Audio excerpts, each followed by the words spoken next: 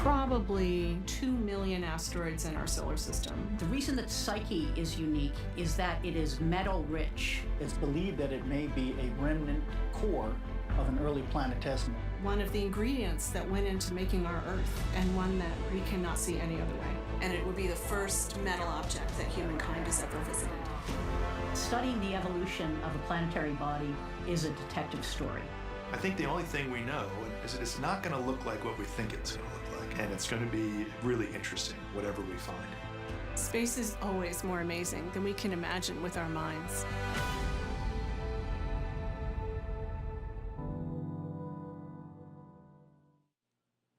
You're looking live at NASA's Kennedy Space Center's Launch Pad 39A. Fueling of that SpaceX Falcon Heavy rocket should have began a couple of seconds ago for the Psyche mission to a mysterious metal asteroid. Welcome, and thank you for joining us live from the Space Coast of Florida for this first of its kind mission. I'm NASA's Megan Cruz, and this is Jim Bell, a professor at Arizona State University. Great to have you here. Spectacular, great, good morning. Launch day, launch day, launch day, super exciting. You have a lot of excitement, and I'm glad to see it. Yes. As he said, launch day, so liftoff is targeted for exactly 10:19 and 43 seconds Eastern Time. The name Psyche refers to the spacecraft we're launching today, but also the asteroid we're sending the spacecraft to. And we actually have a model of the asteroid right here, a very baby model. Tiny model, right? A lot smaller than the real thing. Yes, the real asteroid is about as wide as the state of Massachusetts, so it is a very, very large asteroid. It was discovered in 1852 by an Italian astronomer, and he named it Psyche after the Greek goddess of the soul. Beautiful name. Yeah, so because of that, we named our spacecraft Psyche. And because of that, we named our mission Psyche. So the focus is on Psyche, Psyche, Psyche. Yep. We're really focusing on really getting to know this little world. All makes sense to me, easy to remember. Yes, exactly. So as you place that asteroid down, tell me where Psyche is in relation to us and our solar system. Right, well, you remember elementary school, right? Mercury, Venus, Earth, Mars, Jupiter, right? And between Mars and Jupiter is the main asteroid belt. And this asteroid orbits in the main asteroid belt between Mars and Jupiter about 3 times as far from the sun as the Earth. And really quick, a very unique asteroid, obviously, metal rich. It's metal rich, and it's the largest one of its kind in the entire solar system. And that's why we're going to Yes. it. And there is a lot to learn about this mission. That's why Jim and I aren't the only ones you'll hear from today. We have Jasmine Hopkins here at Kennedy Space Center at a nearby viewing location, Raquel Villanueva at NASA's Jet Propulsion Laboratory in California, and Daryl Nail and Mick Woltman, who will walk us through the operational milestones today. All right, so guys, SpaceX has been fueling its Falcon Heavy rocket for about a couple of minutes now. And the other watch item is, of course, the weather today, but we are looking a lot better than yesterday. Yes, we certainly are, Megan and Jim, and good morning to you both who are looking lovely in your purple and orange mission colors. Mick and I here, we're in our gray, which was the weather yesterday, but you know, great news in terms of the weather for today's launch. It improved to 85% go. We just heard a weather brief as she gave that brief to the launch director, Mike Taylor of SpaceX, and you can see it on the graphic there. 85% go. Winds are light and variable. 5 to 10 miles per hour out of the west, temperature 82 degrees, and of course it's humid. Our only concern though, Mick, a potential cumulus cloud in the area. We don't have any rain, as you can see on the radar. That's the best news that we got today. Yeah, absolutely. Like Jim, I'm excited this morning. I mean, we started early this morning, Daryl, you and I listening to the nets, and the weather has only improved over the last several hours down to this 85% go, and I'm excited for that as we move into launch liftoff this morning. The range team will continue looking at the weather and along with the engineering team on the launch vehicle. But things are looking really good this morning from a weather standpoint for this mission. I'm very excited.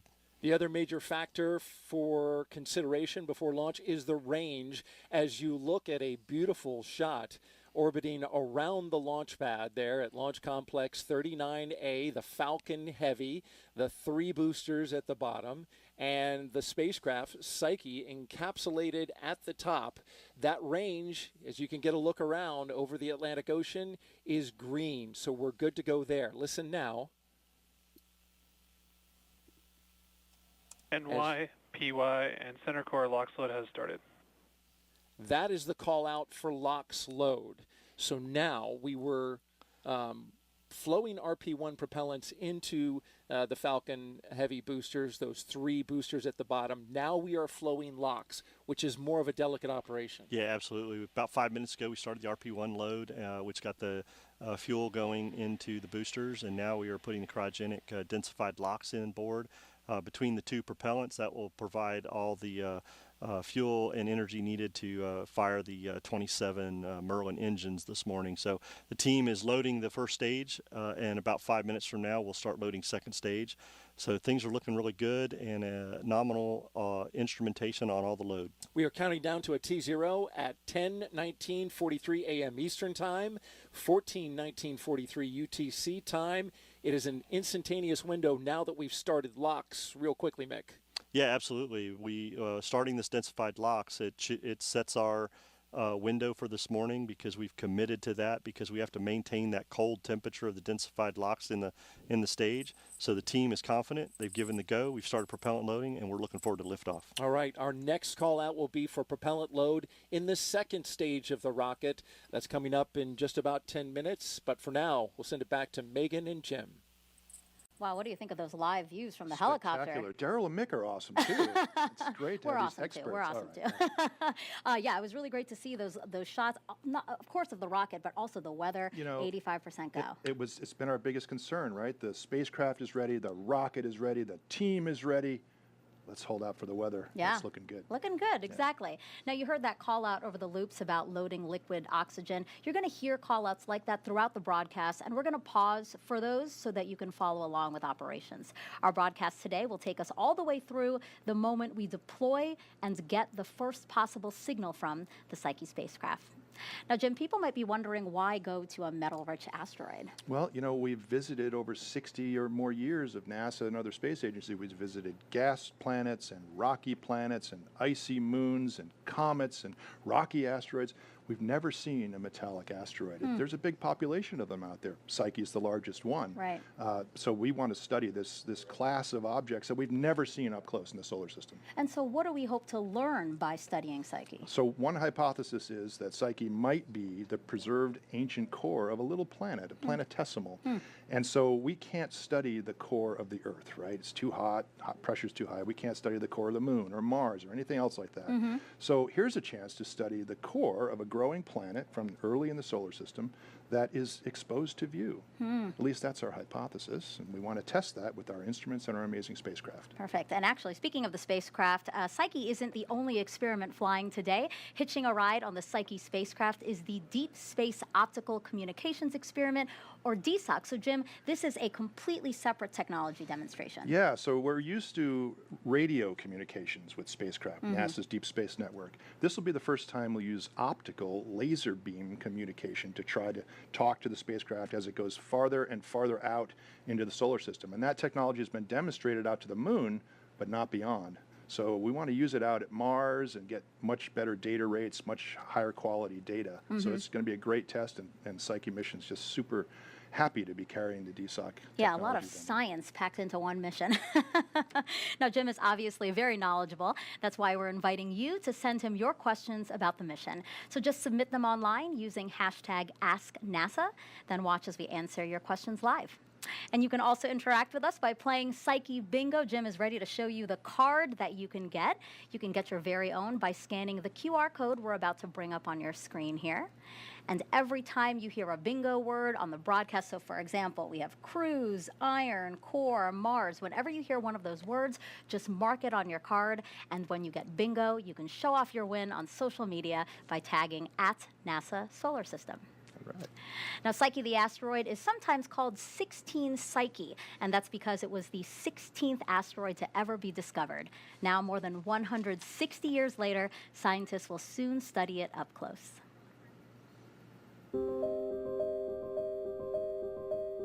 Psyche is an asteroid that orbits the sun out between Mars and Jupiter. The reason that Psyche is unique is that it is metal rich. It's believed that it may be a remnant core of an early planetesimal that was formed in the very, very earliest parts of the formation of the solar system. And after this planet started forming and this metal core formed inside of that, it collided with other bodies that then stripped off the rocky mantle, leaving this core in place. This is the part of planets that we can't sample directly today. It's too hot. The pressure's too high. Our instruments would melt. Can't drill a hole that deep in the Earth or other planets. So how do we study the core of our planet? Psyche gives us the opportunity to visit a core, the only way that humankind can ever do, and it would be the first metal object that humankind has ever visited. After launch, we cruised through interplanetary space for a number of years. First, we fly by Mars for gravity assist that'll slingshot us into the asteroid belt. And then we're thrusting all the way from there to finally arriving at Psyche. We'll go into 4 orbits to collect the necessary measurements that we need from our 3 primary instruments. So our payload consists of a couple of imagers, which are cameras that take pictures of Psyche. Also a gamma ray neutron spectrometer, which allows us to measure the elemental composition of the surface of Psyche. And then a magnetometer, which will allow us to detect any magnetic field that's left at Psyche. If Psyche still has some sort of remnant magnetic field, that probably tells us it really was a core. It's a strong indicator. We also use the radio on the spacecraft as an instrument, so we can map out the gravity and map out the interior structure that way.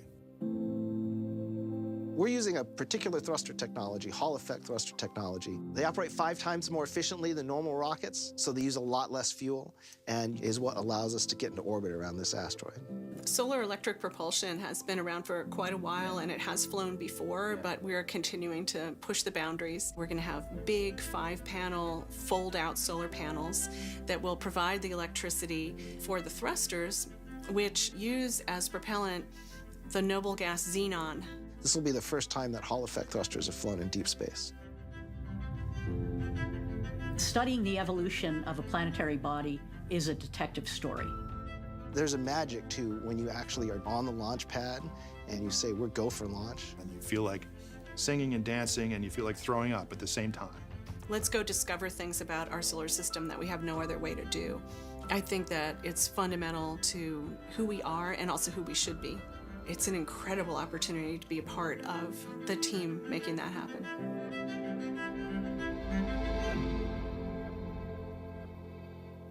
I want to take a second to repeat what you just said in that video, feeling like throwing up and excited and dancing all at the same time. Is that how you're feeling right now? Butterflies right now, very excited, but also super confident. This team is amazing that's putting this show together for us. Yeah. And the scientist leading the investigation, we just saw her in that video, Lindy Elkins-Tanton.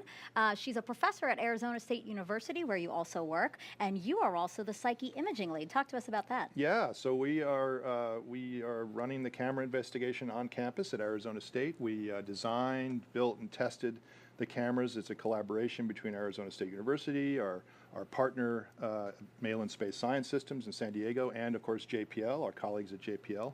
And we have a staff of faculty, staff, and students at Arizona State, and we'll be running the Science Data Center there for all the instrument data to flow through, including the imagers. So we'll be taking those shots, putting the mosaics together, getting them out to the public as quickly as we can. I love that students are also involved. Yeah. Okay, T-minus 36 minutes and 12 seconds until liftoff of the Falcon Heavy rocket and Psyche spacecraft. Let's check back in with Daryl and Mick. Megan and Jim, we are still green for weather and range, which is great news as you look at an orbiting shot there of the launch pad. We're here at Hangar AE at the Mission Directors Center. A lot of high-level folks behind us monitoring the mission, keeping track every step of the way. Mick, you did hear something, though, on the range ops net that suggested that we had a recreational boat not in the box, which is the area of concern when the rocket goes up, but near the box. Nonetheless, they're going to get a visit from a Coast Guard cutter. Yeah, absolutely. Being here, Launch Complex 39A, right here on the coast of Florida, you know, we have all kinds of things we have to look at, all kinds of weather constraints. We talked about the weather this morning. We have launch vehicle constraints we have to worry about, and we have range op constraints that have to be met. So the range team from the Space Force is monitoring all that and looking at it, and this is just one of those things we have to deal with. We're also watching propellant load, the big operation as we lead up to the liftoff today, and in just a few seconds we're going to start RP1 load of the second stage. Let's listen in. Stage 2 RP1 load has started. With that call out, we're now loading the second stage with propellant, and following that we'll LOX load it. But the long pole in the tent are those 3 boosters that we're looking at. Yeah, absolutely. We're about halfway filled with the RP1 and the boosters there as we look at the data on the screen, and LOX is continuing to flow in all 3 boosters to make sure everything's filled this morning for propellant. And second stage has started also. We're very excited to get all this propellant done. This is the most critical and long portion of the operation to get this vehicle tanked and ready for liftoff. Very good. And the rocket standing tall today with the Psyche spacecraft encapsulated at the very top. A beautiful shot here on the Space Coast. The weather improving to 85% go. The Falcon Heavy with its 3 boosters going to lift that portion of the rocket that you see right there. Psyche is encapsulated inside, roughly the size of a van, inside that fairing, which protects it from the atmosphere. Yeah, during ascent, we have to protect the spacecraft through all the Earth atmosphere, and as we get heading into space. And once we get into space, the fairing will be deployed, and Psyche will be out in the environment and ready for deployment. And SpaceX planning on capturing those fairings today after they fall back into the ocean. Coming up, we're going to load the last of the commodities, LOX, into the stage 2. Stay tuned for that. For now, we'll send it back to Megan and Jim. Okay, so that's what's going on with the launch vehicle. Now it's time to check on the Psyche spacecraft itself. For that, let's go to NASA's Jet Propulsion Laboratory in California. Raquel, so JPL is managing this mission. That is correct, Megan. This is the Psyche mission support area behind me, where about 36 people are working. These are experts in operating the spacecraft. The team had a very early start on the West Coast. Many of them arrived around 3 o'clock this morning to start preparing for launch. Around this time, engineers have to turn on power to the spacecraft. And that's what they're doing here, transitioning to internal power using the battery that's built into the spacecraft. This battery is used until Psyche can get solar power when the solar arrays deploy. The team is also equipped with Lucky Peanuts. Eating them before major mission events is a tradition here at JPL. As we get closer to launch, I will talk to team members gearing up to take their seats in the mission support area you see over here. Back to you, Megan. 32 minutes and 3 seconds and counting to launch here at Kennedy Space Center in Florida. People from all over the world visit KSC on launch days to be part of such an epic sight. NASA's Jasmine Hopkins is live at one of those viewing areas now. Jasmine. Thank you, Megan. Yes, we are on the balcony of the Operations Support Building 2 here at Kennedy, where we'll have a great view of the launch over in the distance. And joining us now is the Deputy PI for Psyche, Ben Weiss. Thank you so much for being here. Super excited to be here. Of course, I'm sure you are excited. You've worked on this mission for over a decade. So tell us how your journey started at MIT and how that got you here. So we have a laboratory in which we measure the magnetism of rocks. And back in 2010, we were finding many meteorites. For some reason, were very strongly magnetized. They formed an ancient magnetic field billions of years ago. We were really perplexed, like what could be the origin of this magnetic field? And we were puzzling over this, and one day, Lindy Elkins-Tanton, the future PI of Psyche, was walking by my office, and I asked her, do you have any ideas about what this magnetic field could be? And she's like, you know, I was just teaching a class about this topic right across the hall from you. So she came into my office, we talked about it for an hour, drew a bunch of things on the board, and then by the end of it, we came to the conclusion that many of these meteorites came from asteroids that had formed little metallic cores, just like what's in the center of the Earth. And the churning of these molten metallic cores generated a magnetic field just the way the Earth does. Okay, so we wrote a paper about this. Some scientists at JPL read the paper, and they invited us, also Maria Zuber was involved with that, and invited us out to JPL to see whether we might want to build a mission associated with this. And we thought about this for a second, like, yes. So then we went out there, and here we are 12 years later. Right, it's great to see how you got here. So you're also speaking of this magnetization, and you worked on the magnetometer. You're the lead for that instrument. Can you tell us how will that role expand after launch today? So we've been, until now, measuring little quarter-millimeter fragments in our laboratory. Now we're sending a magnetometer out on a big spacecraft out to measure the magnetic field of a big asteroid, and we're hoping to make the first detection of a magnetic field around an asteroid. And Ben, as you said earlier, you know, you have been working on this 12 years, so it's great to see that you are here today for this launch. Surreal. Of course, of course. Thank you so much, Ben Wise. Thank you. All right, back to you. Now, we just heard from Ben, Psyche's magnetometer lead. Why don't you tell us about what a magnetometer is? Why don't you break that down for us? Megan, this is not just the host desk. This is the host desk of science. Because we're going to do a little demo here. This is the magnetometer. Okay. So think of this as this magnet as a magnetometer. That magnet is the magnetometer. I have 3 rocks here. Okay. This is a rock from my backyard, and these are 2 rocks from space. These are 2 meteorites from the ASU Busek Center for Meteorite Studies. And I would like you to be the magnetometer. The Psyche magnetometer approaching this particular rock, which is a piece of granite. It's from my backyard in Arizona. Don't just take it for granted. It really is a piece of granite. Yeah.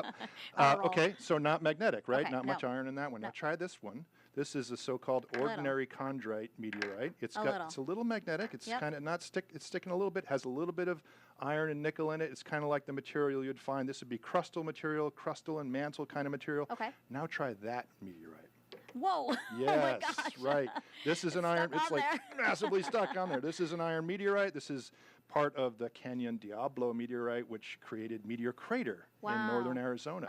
So you saw how strong that magnetic field is on this one, and so we'll be using the magnetometer on the spacecraft to try to detect that kind of magnetic field. And if we see that strong magnetic field, it is a good indicator that Psyche is an ancient core. Okay, so that's what we want to do. We want to take this magnetometer, orbit the asteroid to see if there's that magnetic field.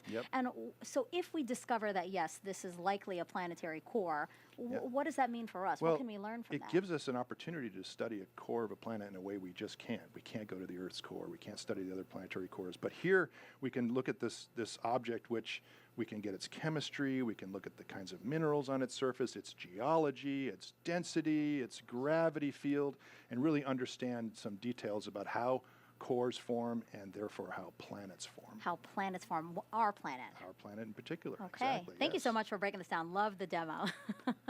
Managing today's launch is NASA's Launch Services Program based here at KSC. It's responsible for delivering uncrewed spacecraft like weather satellites, telescopes. Many of those end up orbiting the Earth, but Psyche is going to go much farther. NASA's Daryl Nail spoke to an analyst about Psyche's unique trajectory into deep space.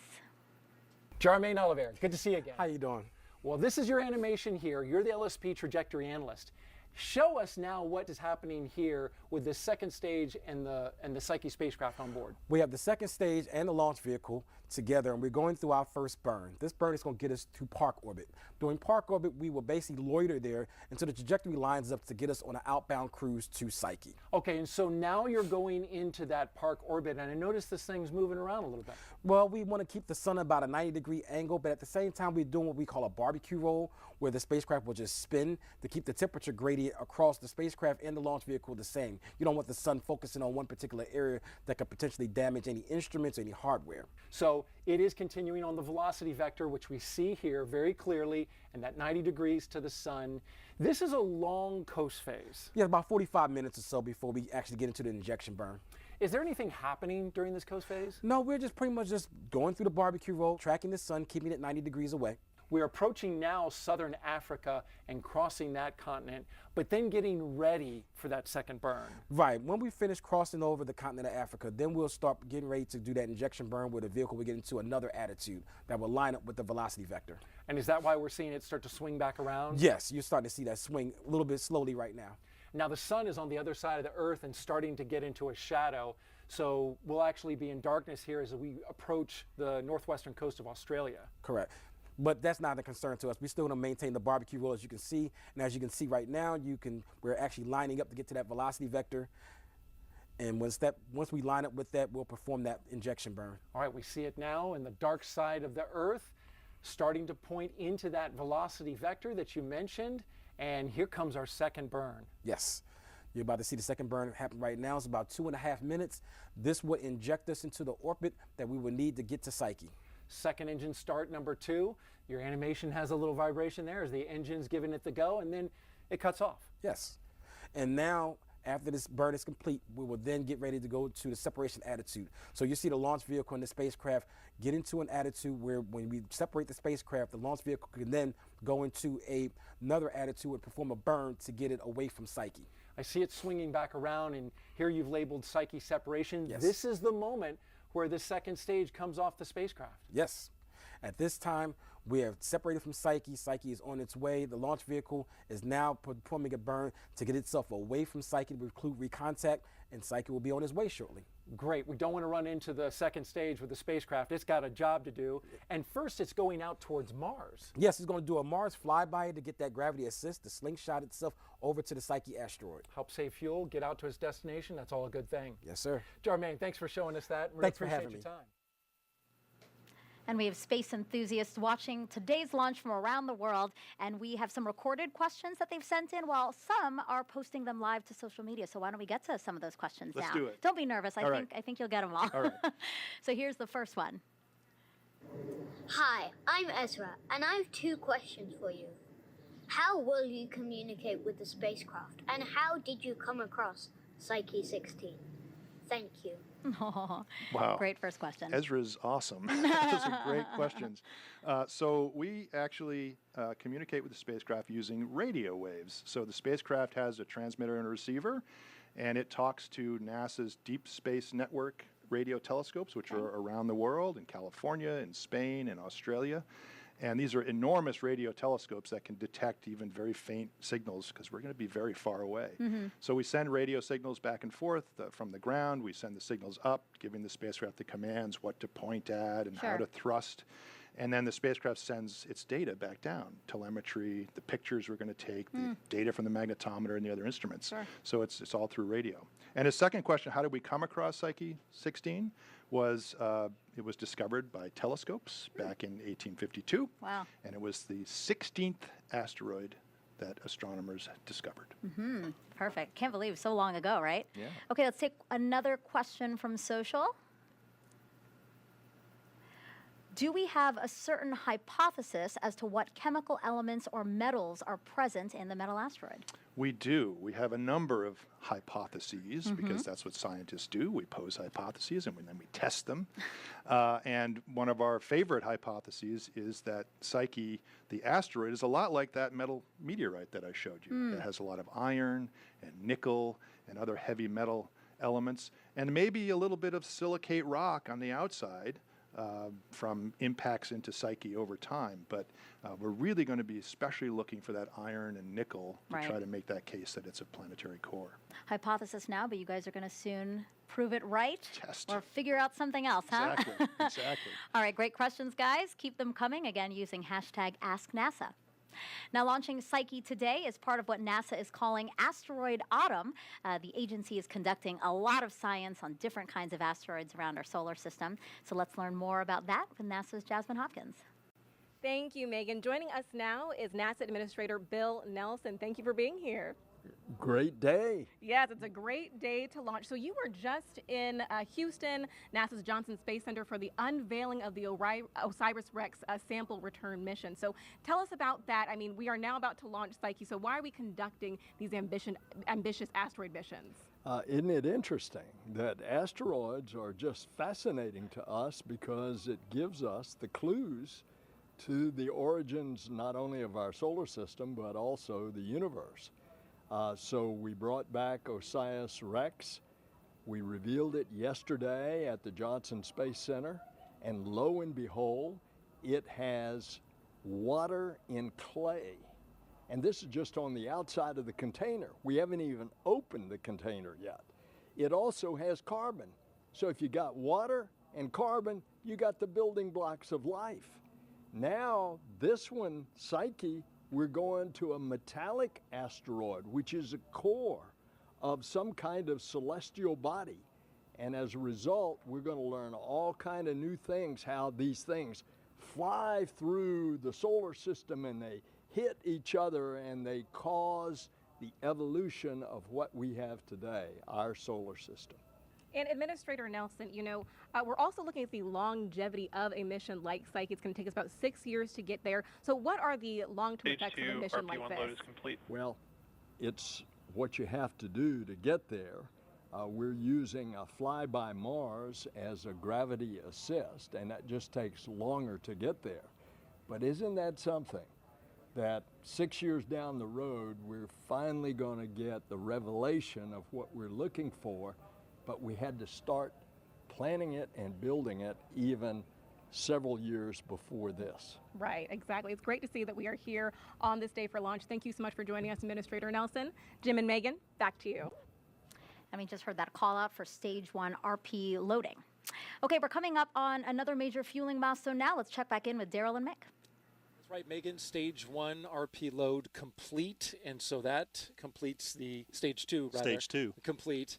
But we're continuing to load RP1 in the first stage boosters as well as LOX, which is the long pole in the tent.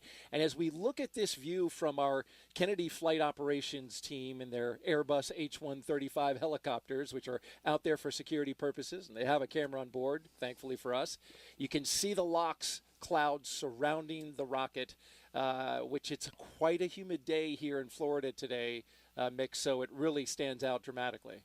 Yeah, that cloud is caused from that boil off we talked about, Daryl, that once we start loading, that cold locks into the vehicle. We get boil off that occurs to allow the venting of the tanks so that we can get as much LOX into the tank as possible for today's mission. We want all of that propellant to be able to get Psyche on its way on that trajectory that Charmaine talked to you about. Speaking of LOX, we are getting ready to start loading LOX into stage 2 of the rocket, the upper part.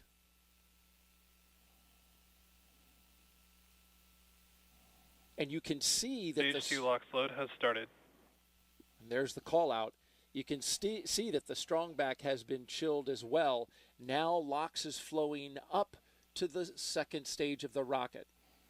Yeah, now this will be the last and final propellant we need to get on board the Falcon Heavy this morning. We continue to load RP1 and LOX onto the first stage, and now that we've started stage 2 LOX, everything will be complete. Daryl, I did want to say Jim is excited to be answering the questions of those kids today. Me personally here in Brevard, I got Miss Stafford's class watching you and I today out at Saturn Elementary, and they're excited to be watching what we're doing. Well, we thank them and all students who are tuning in today. We are hoping to have a liftoff here, and everything looks good for a T0 at 10:19 and 43 seconds a.m. Eastern Time, 14:19:43 UTC time. We will continue to track the tanking of this rocket, and we'll be back at T-minus 8 minutes to count down to liftoff. In the meantime, we'll send it back to Megan and Jim. Now, once the Psyche spacecraft is deployed today, it's going to take 6 years to arrive at the Psyche asteroid. Why is that? Why so long? Space is big, right? We live in a big solar system, and it takes a long time to travel between planets. 3 days to the moon, 6 months to a year to get to Mars or more.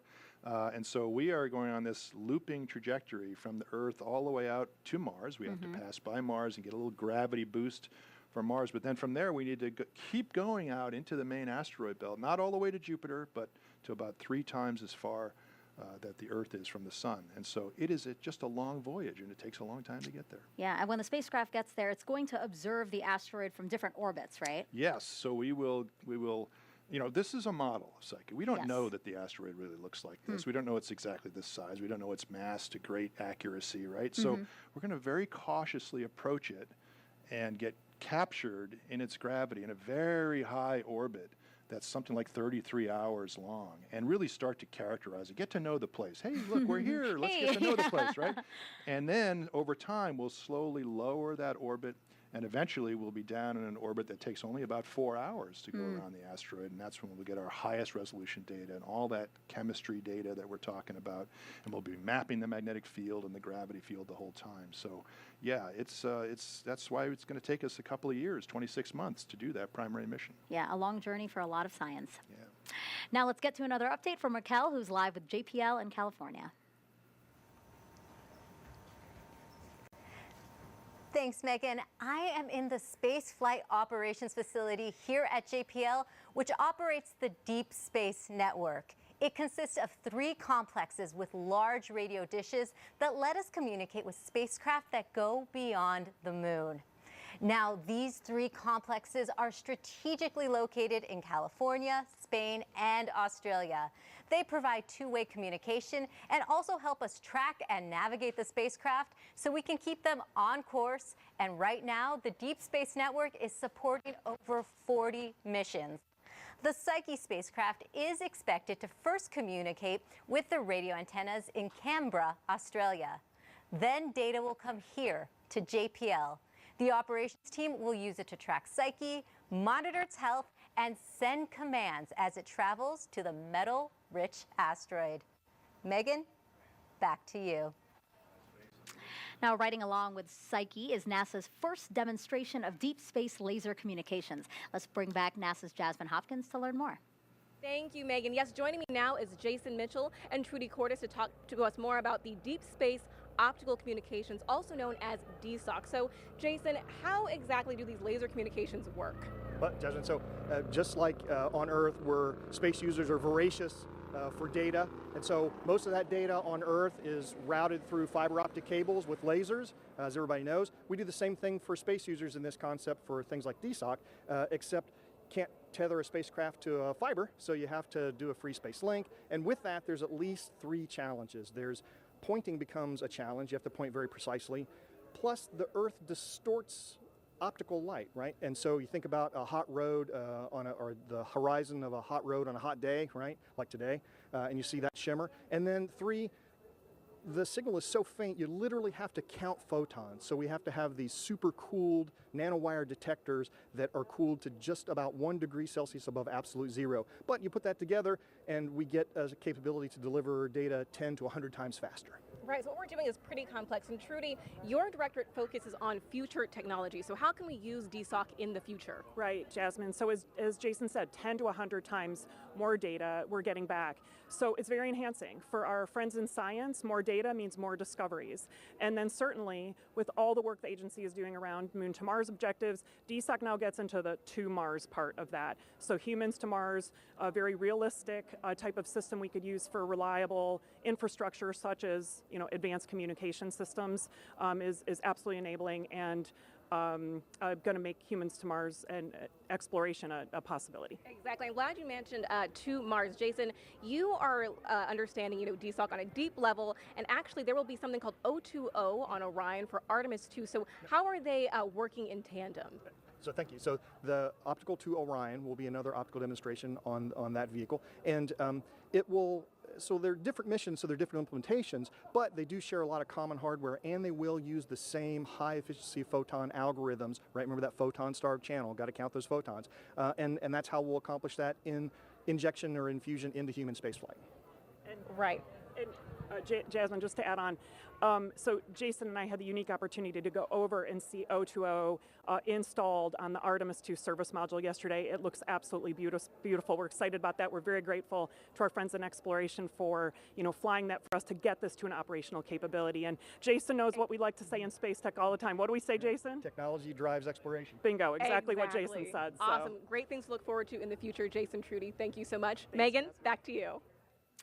As you heard, laser communications will play a big role in our next mission to the moon. Let's see what else is already happening for Artemis 2. It's a short package, stand by. You would have thought it was launch day here at Kennedy Space Center just a few weeks ago. The Artemis 2 crew suited up in the historic Neil Armstrong Operations and Checkout Building. a test to practice a bit of what would happen before they lift off for the moon. Once their suits were on, they were off inside their brand new, fully electric crew transportation vehicles for the 9-mile drive to Launch Pad 39B. Kennedy employees waving to the crew as they drove by. At the pad, Commander Reed Weissman, pilot Victor Glover, and mission specialists Christina Cook and Jeremy Hansen took elevators to the top of the mobile launcher. When we walked out that crew access arm, I just had images of all those Apollo launches and shuttle launches that I saw as a kid, and it was unreal. I actually had to stop and just stand a moment in the crew access arm to really let it all sink in. The day's successful test ended in the White Room, their final stop before boarding the Orion capsule to the moon. That's your Artemis Moon Minute.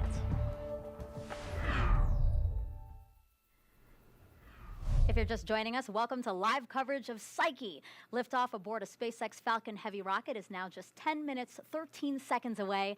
Atop in the payload fairing is the Psyche spacecraft, which weighs just about 6,000 pounds when fueled.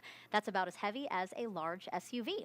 It's made up of a body and 2 solar arrays in a cross formation, and when those solar arrays are extended, the spacecraft measures about 81 feet, or the size of a tennis court.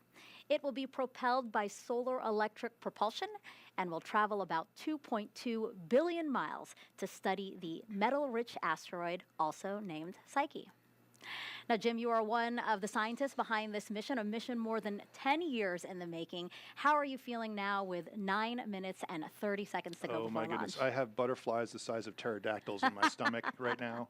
But really, I'm thinking about the team. Yeah. Right? I'm thinking about the hundreds, the thousands of people around the world, across the country, around the world, who have worked so hard to get to this point. Launch is the focus of a big team effort, and I know there's lots of folks out there on pins and needles right now. Absolutely. But also, I think we're also just super confident in the team at SpaceX, the team here at Kennedy, to get us up there into space and give us a great ride. Yeah, and this mission could benefit planetary science for generations. So impactful. Absolutely. I mean, we won't get to Psyche till early 2029, right? So you think about a lot of the kids watching at home today or in school today, they're going to be the researchers who start working with the data in the 2030s and beyond. And we're going to have that data set coming in for a couple of years and hopefully learn a lot about planetary cores, the Earth's core, how planets form, and all kinds of cool things like that. Jim, I really can't wait to see what you all uncover. Yes. You can't wait either. I can't wait either. Pterodactyls in your stomach. That must feel awful.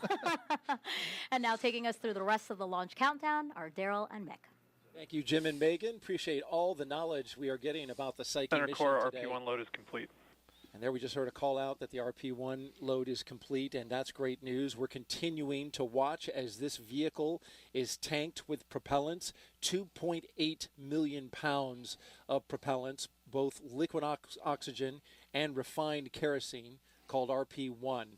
We've got a number of things that we are going to be looking at as we count down in the final minutes, Mick, and one of them is chilling the booster engines, transitioning the power to internal from shore power on the ground to internal to the rocket and the spacecraft. Yeah, absolutely. As we're tanking the launch vehicle, there's also things going on with the spacecraft, and the spacecraft team is working all of their ops, transitioning to internal power, getting ready for this morning's launch. And we just heard that they confirmed communication with the spacecraft after a short transition, and we'll verify that they're on internal power here shortly.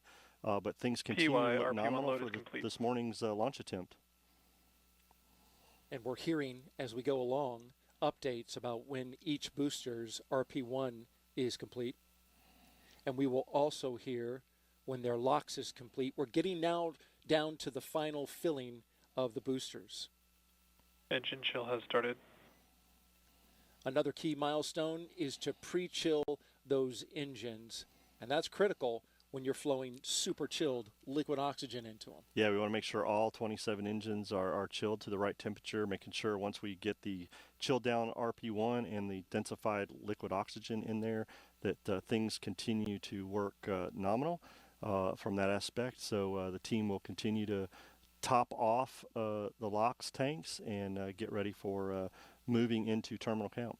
We're getting ready to transition to internal power, both for the spacecraft and the rocket. That's coming up in just 20 seconds. We're watching the boosters as they fill. They are close to getting complete. NY RP1 load is complete. Another booster down for RP1. Actually 3 now. So now we move to the filling of the LOX and the completion for all 3 first stage boosters. Okay, and I'm good to run that now.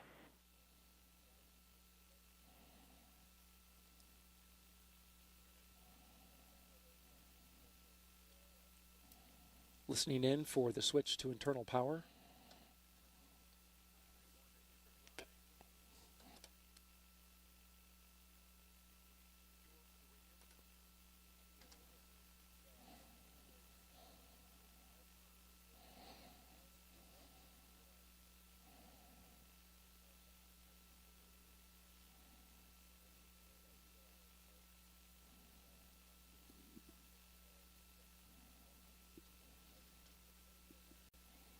Beautiful shot of the rocket, Falcon Heavy. Spacecraft is on internal power.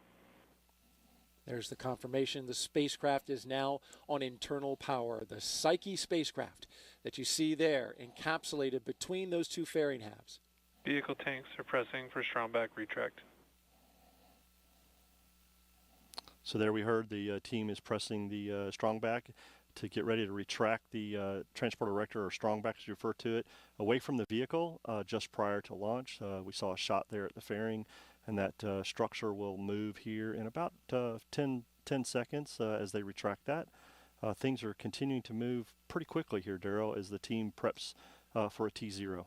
Strong back retract has started. So now let's take a view up at the top of the rocket where we can see the clamp arms. They will begin to release the rocket. And just about the midsection of the rocket, midway up. We're also waiting for the NLM pole, which is coming up in just a few seconds. A final check with the NASA launch manager, Tim Dunn, by launch director Mike Taylor of SpaceX. LD, NLM, countdown net. LD. The NASA Psyche team is go for launch. Copy, go for launch. Great news there. The spacecraft team is ready. NASA's launch team is LOX ready. load is complete. Yep, and there we heard a call out for a LOX load on one of the side boosters is complete as the team continues to fill the tanks and top them off. Getting ready for launch. We should be hearing the other 2 side boosters finishing up along with stage 2 LOX load LOX is load complete. And there we heard the other side booster is complete with LOX load, Daryl. These 2 side boosters, they'll be coming back today, so if you're here locally, you're going to get quite a show. Boosters 1064 and 1065, which have flown 3 previous missions, 2 DoD. Center core LOX load is complete. And 1 commercial mission. They'll be coming back about 7.5 minutes after liftoff, so look to the sky for that, especially that entry burn and landing burn. They'll make a sonic boom that you can't miss. Yeah, absolutely. We are looking forward to those 2 boosters coming back. And as we talked earlier, that center core will be expendable. We will use all the propellants for Psyche today. And if you look at the launch vehicle, one of the unique things about that center core being brand new and expendable is you'll notice there's no grid fins or landing legs on that. And that is done by purpose to make sure we get the complete performance out of that center core for that trajectory that Jarmaine talked about to allow Psyche to perform its mission. Always good to save some mass when you're flying a rocket to space. And those 2 side boosters, NASA has eyes for them for the Europa Clipper mission. We do. Actually, the side boosters will be used on a... Stage 2 LOX load is complete. Stage 2 LOX load complete call out there. But those side boosters will be used on a Space Force mission later this year and or maybe early next year, and then we are looking to use those as our prime side boosters for the Europa Clipper mission in 2024. And with that call out that stage 2 LOX is complete, the Falcon Heavy is now completely tanked with 2.8 million pounds of propellants. Getting into the final minutes of the countdown now, T-minus 1 minute and 37 seconds.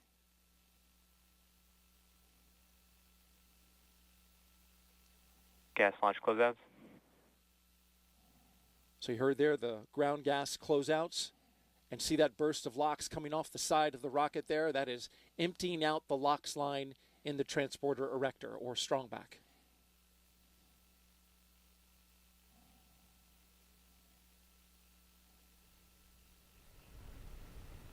Getting down to the final minute now.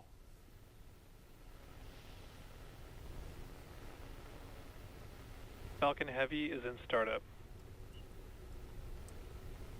Good call out that the Falcon Heavy is in startup. Now we're going to get the go at T-minus 45 seconds. Go for launch. We are go for launch. All systems are go to send the Psyche spacecraft to deep space. 30 seconds.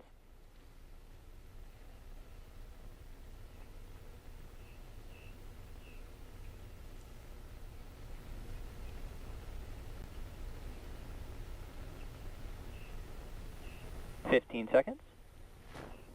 And here we go with the final seconds of launch. T-minus 10, 9, 8, 7, 6, 5, 4, 3, 2, 1. Engine ignition. And liftoff. Liftoff of Falcon Heavy and Psyche on a mission to a metal asteroid in deep space to study the building blocks of our planet's inner space. Vehicles pitching downrange. M1D chamber pressure is nominal.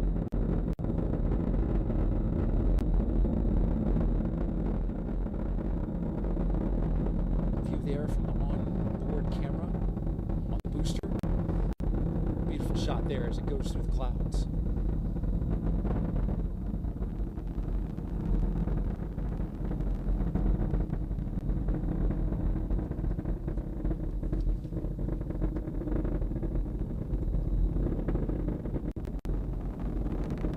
Power and telemetry nominal.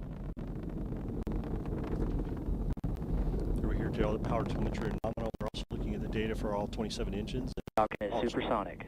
All chamber pressures look good, and Falcon is supersonic now. Throttling down in preparation for max Q. A moment of peak mechanical stress on the rocket. What will happen here Max is Q.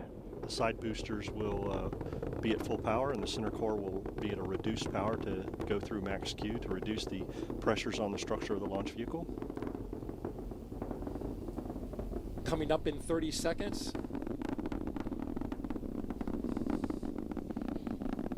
We'll start getting ready to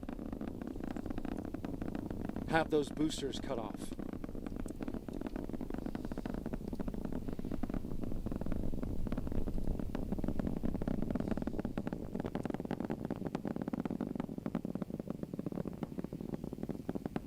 Vehicle's looking good, pitching down range. All telemetry looks really good so far, Daryl. As we see a beautiful view of the Falcon Heavy and center core and side boosters there. Data is looking really good. All 27 engines of the Falcon Heavy putting down 5.1 million pounds of thrust. Standing by now for booster engine cutoff for those side boosters. The center core booster will continue on.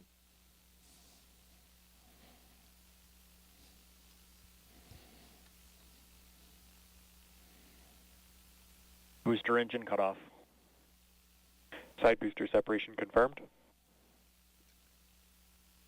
Great shot there of the side boosters coming off the rocket. MVAC engine chill has started. And there we start the chill on stage 2 as we get ready for MECO on the center core. Stage 2 will continue chilling down, making sure the fuel and propellants are flowing through that MVAC, getting ready for ignition. Those boosters will have 3 burns, 2 re-entry burns and 1 final landing burn before it comes back down at LZ1 and LZ2, landing zone 1 and 2 here at the Cape.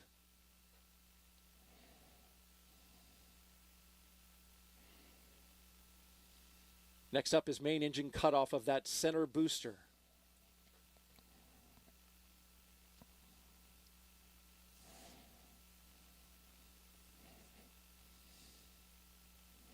After that cuts off, there'll be a series of steps that will happen in close succession. Main engine cutoff. The center core stage will separate, and then we'll start the second stage burn, the first of 2 burns today. There we see a shot inside the shutdown. That was a shutdown. Looking main now engine inside cut off. the booster. There you have Miko. Stage separation confirmed. And there it goes. You're looking at the second stage in front of you, lighting up its MVAC MVAC ignition. engine. Split screen now on your right-hand side. Center core FTS is saved. Bermuda. Calling out the communication stations. What a beautiful shot there, while we had it, of stage 2. Daryl, we continue to look at the side boosters. Bearing separation confirmed. Boost back has been completed, and they're in extended coast right now. And there go the fairings. Revealing Psyche to the atmosphere. You can see the fairing falling away back to Earth. SpaceX has their recovery vessel. Vehicle is on a nominal trajectory. Their recovery vessel, Bob, is out in the waters right now, looking to recover both of them. Getting a good burn now from the second stage. This lasts about 4 minutes.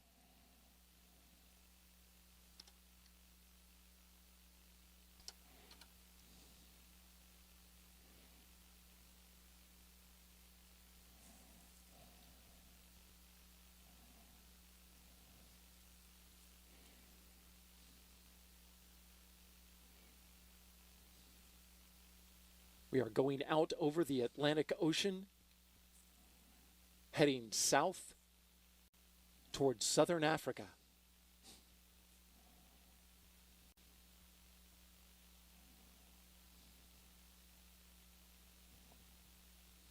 On the right-hand side, you see the glowing engine of the stage 2. We've got 2 cameras there. On the left, we're tracking those boosters coming back down. Yeah, we should see in about 20 seconds, we should see the booster entry burn, which is be the 1 engine on both side boosters. Quite a clear image in space on the right-hand side. We've got clouds overhead on the left, but you can see at the center, we're tracking one of those boosters, also tracking the second stage, it looks like right there. Yeah, all the data so far, telemetry is looking nominal. I see the telemetry chilling down the engines for that booster entry burn on the side boosters, starting up in the telemetry. Everything's looking nominal. The vehicle second stage is performing very well, and side boosters are coming back.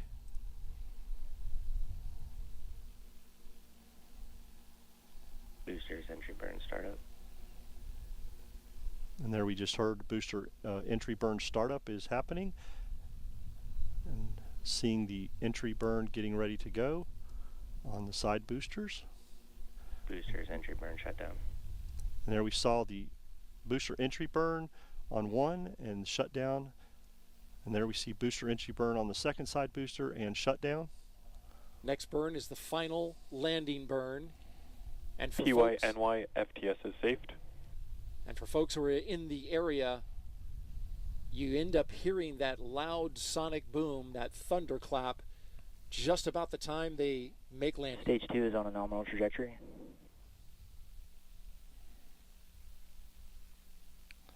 You and I here at Hangar AE, just a couple of miles away from this landing zone, we certainly hear it and feel it. Yep, and I see now that the side boosters are supersonic, transitioning to transonic. And that's a shot of the booster through a thin layer of clouds. We hear the call out for transonic. Landing burn has started. Here it comes.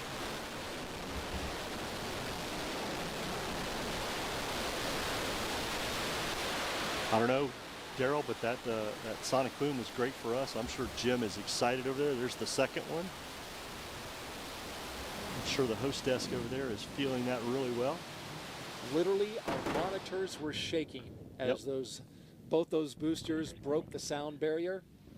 And we just heard booster landing confirmed, as we see on the screen, both And at back landing shutdown. zone 1 and 2. Everything looks great. And then the call out for Stage 2 FTS is safe. Psyche 1, stage 2 engine cutoff. So Daryl, this will put us into that 45-minute coast that you and Jarmaine were talking about, allowing us to do Nominal that park barbecue orbit roll. insertion. Absolutely. We're looking forward to that. And as you look at your screen there are the two side boosters on their landing pads, coming down more staggered than I'd seen them before, but nonetheless, perfect landings for them both. And now we will continue to track this right here, the second stage of the Falcon Heavy, along with the Psyche spacecraft right there looking forward. You can see the spacecraft on the right-hand side. It will be coasting now for about 45 minutes. And when we come back, we will bring you the moment of separation. In the meantime, we'll send it back to Megan and Jim at the host desk. And if you're just joining us, welcome live to Kennedy Space Center in Florida, where we just saw a Falcon Heavy rocket launch off with Psyche, the spacecraft. Jim, speechless. Speechless. Actually, you weren't speechless during the launch because you were standing next to me, and he just kept on saying, "Go, baby, go!"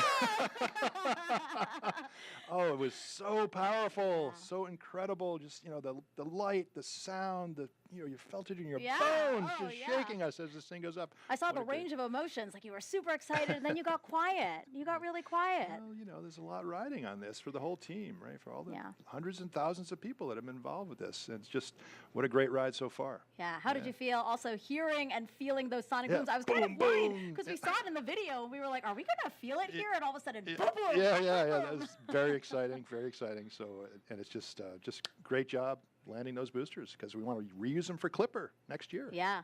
Anything you want to say to the team? Again, as we just saw it lift off, you said all that hard work, all that time. Yeah. No, this is just, it is a team effort, and, we're going to be collecting this data set and studying this planetary core for future generations. Really, it's going to be spectacular.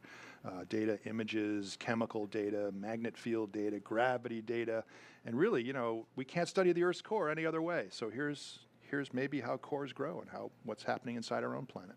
Yeah. So the Psyche mission is going to explore the metal-rich asteroid, also named Psyche. And why don't we take a closer look at Psyche now? It was first discovered in 1852. We don't know exactly what the asteroid looks like, but scientists have combined radar and optical observations to generate this 3D model you're looking at right now. Shaped like a potato, at its widest length, it's 173 miles. That's about the same as driving from Houston to Austin, Texas. There's evidence of two crater-like depressions. It appears to have a significant amount of metal, and a day on Psyche lasts only about 4 Earth hours. So as Psyche's imaging lead, tell me, when can we expect the first photos? We have to spend, once we complete the deployment, we have to spend many months just checking out the systems, propulsion system, communication system, computer system, everything, right? Communications.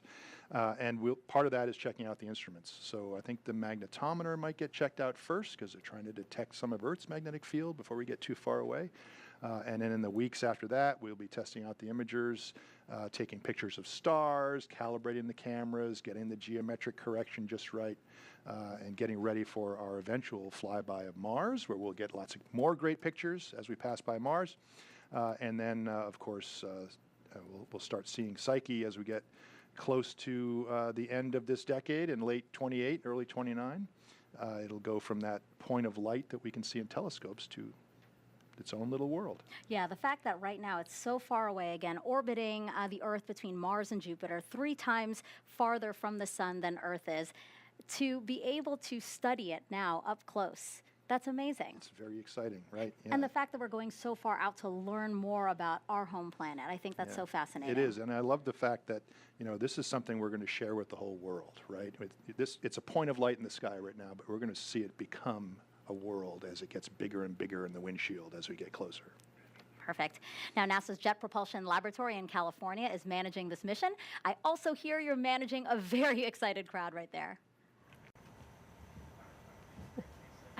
Thanks, Megan. Yes, back here at JPL, there was so much excitement, clapping, cheering, high fives, and just take a live look from inside Von Karman Auditorium. We invited friends and family to come here today and watch the launch together. They're taking some photos right now, and when the launch happened, the whole room started clapping and cheering, and they are wearing their Psyche gear there. So Psyche may be off the ground, but its twin is still here on Earth. It will support testing on the spacecraft's journey to a metal-rich asteroid. Psyche testbed engineer Joan Tubungbanwa joins us now to tell us about it. Thanks for joining us, Joan. Thanks, Raquel. So how would you describe Psyche's testing twin? Yeah, that's a great question. Psyche's testing twin is called the testbed, and it is located at our spacecraft assembly facility here at JPL, which is the same place where we built the Psyche spacecraft. Now, the testbed isn't something that you can just get from the mattress store, nor does it look like the spacecraft or a mattress. In fact, it's hardware that stays here, and if you look at the picture, it's connected by these snake-like wires that is designed to have the same software that the spacecraft is running with, which is also called its brain. Now, Joan, you are about to start your shift here in the mission support area. What will you be working on? Yeah, it's a super exciting time right now. The testbed is closely following behind the Psyche spacecraft as it progresses through the launch procedure. My shift begins when we first communicate to the spacecraft since liftoff, and this is done through something called commands. Now, commands are directions that we give to the spacecraft, which we tell it what to do and what kind of information that we need from it. The room will be making sure that the spacecraft is in a safe state, while the testbeds are sending the same commands and simulating the same data that we would get from the spacecraft. If anyone in the team or in the room was curious about a specific command, we would first test it on the testbed to see that we get the expected response. Lots of work ahead. Now, Joan, you're not saying goodbye just yet. Tell us what's next. Yeah, so of course I'll be celebrating a successful launch with my family, who's actually in Von Karman Auditorium right now, came all the way from New Jersey.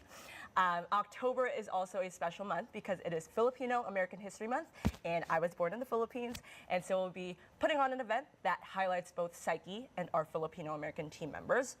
And lastly, I'll be following Psyche's journey, making sure that our testbeds are operating alongside the spacecraft. Joan, thank you so much. I'm glad you were able to celebrate with your family. Megan, back to you. Filipino Joan. And we were happy to host JPL's director here at Kennedy for launch. She's with NASA's Jasmine Hopkins, and they had a great view of liftoff. Thank you, Megan. That is right. The crowd was so excited here on the balcony to see that beautiful liftoff of the Psyche launch. We're honored to be joined by Lori Leshan, director of JPL. So, Lori, this is a coast-to-coast mission from JPL to Kennedy. How do you feel to be here for launch? So thrilling, so exciting to see that rocket light. There's nothing like it, and you see it, and then you feel it, and then the emotions really start. Exactly. That was the perfect description of what we just saw. And there are a lot of emotions attached to this for you. The team at JPL has been working on this for years. So what do you want to say to the team at JPL and your partners about today's launch? I am so incredibly proud of our team at JPL. I'm waving to all of you right now. I will say I was out at the launch pad a few days ago in the hangar with the rocket. It was laying down, and I just took a few minutes away from the group to stand underneath the fairing and think about all the thousands of hands and minds and hearts that have gone into making Psyche possible at JPL, at all our partners, and I just couldn't be more thrilled to represent them. Exactly, and it's really like a relay race. You know, today's the beginning with launch, but you guys have 6 years before you get to Psyche. So yes. What is next? What's the work being done at JPL? So right now, it's all about picking up from the launch team and getting our spacecraft separated from the rocket, power positive, checking out all the systems, and starting thrusting in just a few months to get us on out to Psyche, 2.2 billion kilometers away. Yeah. Exactly, a lot to look forward to. Thank you so much, Lori Leshan. Thank you. Of Go course. Psyche. Yeah, go Psyche. Megan and Jim, back to you. The Psyche mission is a collaboration between NASA's JPL, as we just saw, Arizona State University, and NASA's Launch Services Program in Florida. Let's meet some of the other people who made this mission possible. At the end of the day, it's always a philosophical question, right? Of why are we in this universe? Space just inspires everyone of different backgrounds, different nationalities. So I think it gives, in a sense, kind of hope for humanity. As human beings, if we're not exploring, then what are we doing? It's extremely difficult science and technology, but it's possible. My name is Luis Dominguez, and my job is to assemble all the different components for the Psyche spacecraft. I'm Julie Lee, and my job is to propel the Psyche spacecraft to a metal-rich asteroid. Hi, I'm Benny Noy. My name is Christina Hernandez. My name is Veena Srikantamurthy. And I'm making sure that we built a spacecraft that's ready to explore a metal world. What's really exciting about Psyche being a metal-rich asteroid is we haven't yet had the opportunity to explore a planetary core. And that's what we actually think happened to Psyche. There is a theory that this metallic asteroid may be very closely related to the materials that made up the core of our own planet. It could have been the remnant of a planetary collision billions of years ago in our solar system. All that's left is the metal-rich remnant. Scientists hypothesize that by studying this asteroid, We think that could give us a lot more insights on what our actual planet is doing. So this is the Psyche spacecraft. We're basically looking at a spaceship that's going into space. And welcome to High Bay 2 at JPL. We pulled together all the different components that everyone's building, and so this is where we control the Psyche spacecraft. They dictate how things happen on the floor. this is where I worked on the low voltage power supply for the Psyche mission. It's pretty exciting to watch something that we built with our own hands To see something that you've spent years on. launch and in a couple of years reach Psyche and send back science data. We formed a really, really critical team. The diversity of skill sets that each one of us in our community brought to the team to make this kind of impact to society is what inspires me to be an engineer in the space exploration sector. Now, Jim, we just heard from some of your colleagues. Tell me, what does it feel like for you to be part of this team? Oh my God, it's such an amazing team, Megan. And you saw some examples there. It's scientists working with engineers, all kinds of engineers, all over mechanical, software, communications, propulsion, power, every kind of engineering you can imagine. But it's also, we're working with managers, administrators, communications experts, educators. I mean, it's just such an amazing collection of people, a community of people that it takes to make this kind of thing happen. And I know they're all just super excited right now. Yeah, and somebody said, what inspires them? What inspired you to be a part of Psyche and to want to go into this field? When I was a kid, there were astronauts driving cars on the moon on TV. And it's like, I want to do that, and I've always just been hooked on it. Had a telescope when I was a kid, got to know the night sky, and just been really fortunate to be able to pursue all this as a career. Yeah, I can still feel how emotional this is for you. Are you okay? We're back to excited. We're back to excited. All right, it's now been about 20 minutes since launch. Let's go back to JPL and Raquel again for another update on the Psyche spacecraft. And Raquel, the mission support area is working in shifts, yeah? That's right, Megan. A team switched the spacecraft to internal power, and now that the spacecraft has launched, they'll pass the baton to a new team who will work to make the spacecraft fully operational. Joining us now is Psyche systems engineer Christina Hogstrom, who tested the spacecraft and can tell us what comes next. Good morning, Christina. Good morning, Raquel. So tell us what you'll be working on when you take over this workspace. So right now we're waiting for the launch vehicle to get into position to let go of Psyche. And after that point, we'll be monitoring closely and waiting for that first signal from the spacecraft. Once it separates from the launch vehicle, Psyche is going to autonomously turn on its radios, deploy its solar rays, and then put itself into a slow spin at 1 revolution per hour. And that's to keep the temperatures uniform, which is why we call it rotisserie mode.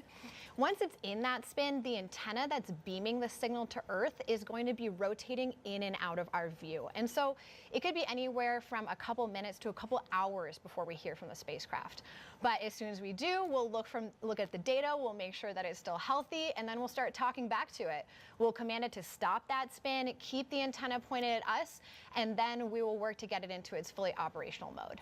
And we heard from Joan that there is a testing twin on Earth, but you actually tested the spacecraft itself. What kind of test did you do? Oh yeah, we really put the spacecraft through the ringer. I helped to coordinate this test where we put the entire thing in a giant vacuum chamber. We sucked all the air out to simulate deep space. And then for 17 days continuously, we made it super hot, we made it super cold, we made it hot again to make sure that the spacecraft could operate in those extremes of deep space. And then there was another test where we put it on a big table and we shook it to simulate the launch vibrations that it's seeing today. as much as we can over and over. We've checked every wire, we've tested every function on the real spacecraft as long as it's safe for the hardware. Anytime we have a brand new version of the software that's on board the spacecraft controlling it, we always test that in the testing twin first to make sure it works. And then we still prove it out on the real spacecraft. And the whole process is iterative. So we start on the testing twin, we test something, we learn something, we fix it, we test again, and then we move it to the real spacecraft, we learn something, we fix it, and we start the process over. And that's why it takes us years to be absolutely sure that we're ready for today. Sounds like it is ready for its journey. Now, you've been with the mission for 4 years. What is happening next for you? Oh my goodness, it is surreal. This is my first flight project and I've just learned so much. I've had the opportunity to have a lot of different kinds of jobs on Psyche, from temperature regulation to fault protection, that's like autonomously detecting and correcting for problems. I even helped out with electric propulsion early on, and nowadays I'm on the operations team as kind of a systems generalist. I've seen this thing grow up from designs on paper to a robot that's on its way to space today, and I just am so super excited to continue on and fly this thing that we've worked so hard to build. The next 100 days are going to be pretty crazy for the operators. We're going to be checking things out, turning things on for the first time, making sure that everything's going swimmingly, and then we'll have a much more relaxing cruise to the asteroid, and I just can't wait to see what we find when we get there. I'll be on this journey to a metal world every step of the way. Thank you, Christina. Back to you, Megan. Now we asked for questions and you sent them in. Jim, yes. Are you ready to answer? I am ready. Bring them on. I wasn't ready to say that, but now I'm ready. Okay, so let's play the first question. I am Paola and I'm from Serrano Elementary School in Moreno Valley, California. And my question is, how much time is Psyche gonna spend studying Psyche 16? It's a great question that Paula asks. And so first of all, it's going to take us almost 6 years to get there. That's right. So we have to fly by Mars and slowly coast out, power ourselves out with those electric thrusters. And then when we get to Psyche, we'll start up high in this 33-hour orbit, and we'll spend a little more than 2 years, 26 months, slowly getting closer to the surface and getting higher and higher resolution and map this whole thing and get its chemistry and magnetic field and all that kind of stuff. So about 26 months. Awesome. Great question, Paola. All right, let's take the second question now.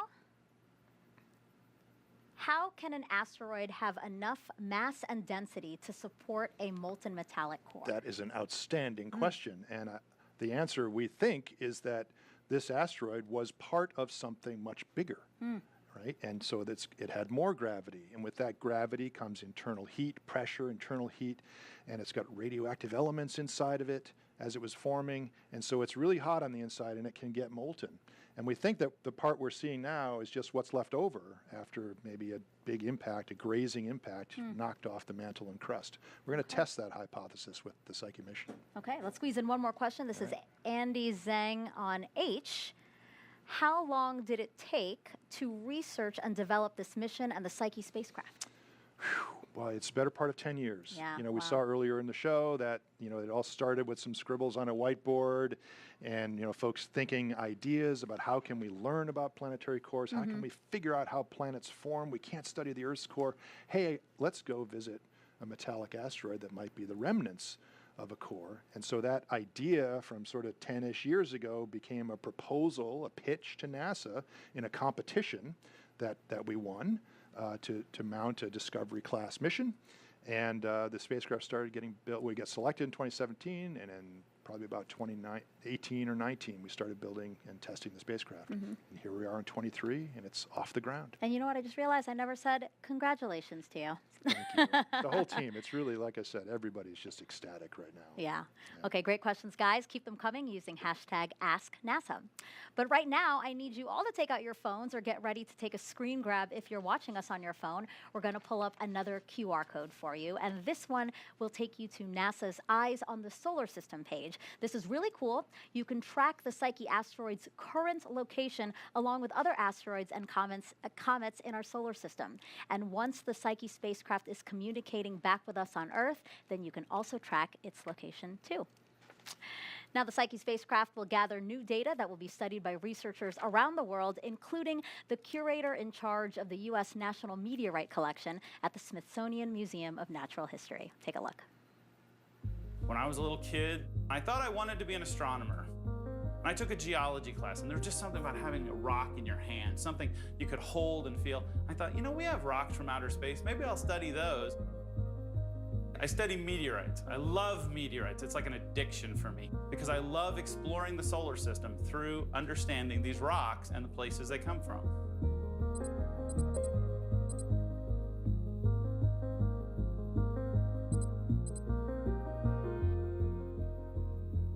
Life on Earth exists on two heat engines. One is the sun, but the other is the heat engine below our feet.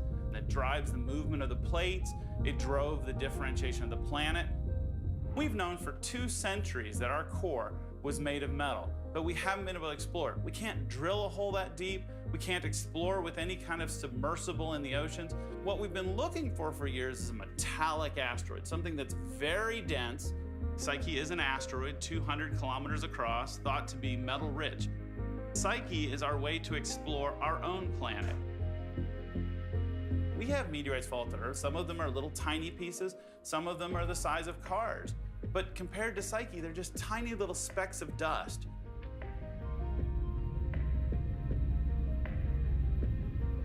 When I first started as a graduate student, we had never visited an asteroid.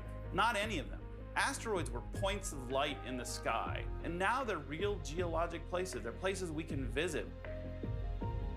More than the awe, more than the wonder, so we have this responsibility to do this right. And that's why this part is so important. What we're doing right now, designing these Acquisition of instruments, signal, that will hard to be determine whether stuck. we get the data that graduate students 10 years, 20 years, 30 years from now will learn things about this asteroid that we can't even imagine today. It's the journey of a lifetime, and I didn't want to miss it.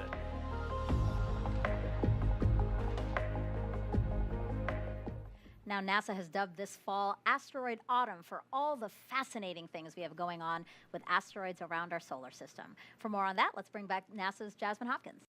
Thank you, Megan. Yes, 'tis the season of asteroids. Here to talk to us more about Asteroid Autumn are Nikki Fox and Lori Glaze. Thank you for being here. We are so excited. So we are in Asteroid Autumn, but no 2 missions are the same. Nikki, tell us what makes Psyche unique. Well, first of all, Psyche just launched. So, I mean, it's right, awesome. So, but Psyche is going to a metal-rich asteroid, and there are only 9 that we know of in our solar system, but Psyche is huge compared to the other ones. It's the size of Massachusetts. So we're going to go and actually visit a metal world for the very first time. We don't know what we're going to find, and that's what's so exciting about NASA science. Every time we launch a mission, we do unique, cutting-edge science, and this one is going to be absolutely no different. We cannot wait to get that out there, that spacecraft out there with Psyche. Exactly, that was the perfect way to characterize it. We keep doing unique first. So actually, Lori, you were just in Houston as well as the administrator for the unveiling of the OSIRIS-REx sample return. So what are we finding with that mission? What is next?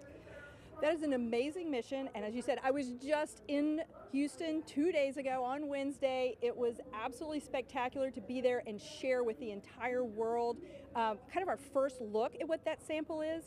But really, it's the very beginning of the analysis process. We've got so much incredible science to do, but what was so unique about that particular sample was we're finding water in the sample. We're finding carbon, an incredible amount of carbon, more than we've ever seen even in the meteorites that we have here on Earth.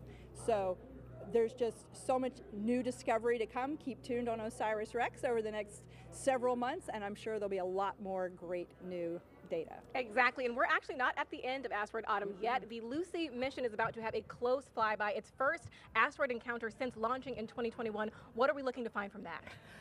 So again, we're going to be going to an asteroid. It's a little one, so it's very, very different from Bennu, and it's different from Psyche, and we're just going to learn a lot because it's going to be the very first time that we've actually visited this new world. It also gives us an opportunity to actually check out the instruments and make sure everything's ready for when Lucy actually gets into the Trojan belt and starts the flybys in there. And I have to just give a shout out to DART. It's also part of Asteroid Autumn, and we just celebrated that 1-year anniversary of smacking that on the nose. But Laurie is going to tell you why Lucy is so important. Yeah, so the Lucy mission, as Nikki said, of course, is going to fly by a little asteroid named Dinkinesh, and it's a main belt asteroid.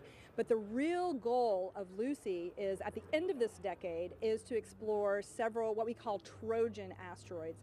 And they're Trojan because they kind of hide, right? You find the Trojan asteroids leading and trailing Jupiter in its orbit around the sun. Interesting fun fact, those asteroids, even though they're in Jupiter, the orbit that Jupiter's in around the sun is actually closer to Earth than Jupiter.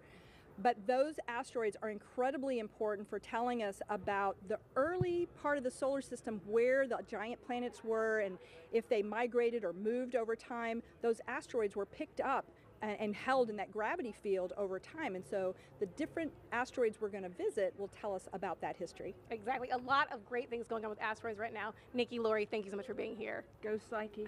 Go Psyche. Of course, go Psyche. Jim and Megan, back to you. I love to see how excited they are. I also love that we do have this big screen there that's showing you the trajectory again of that second stage with Psyche. Now we are 33 minutes since launch.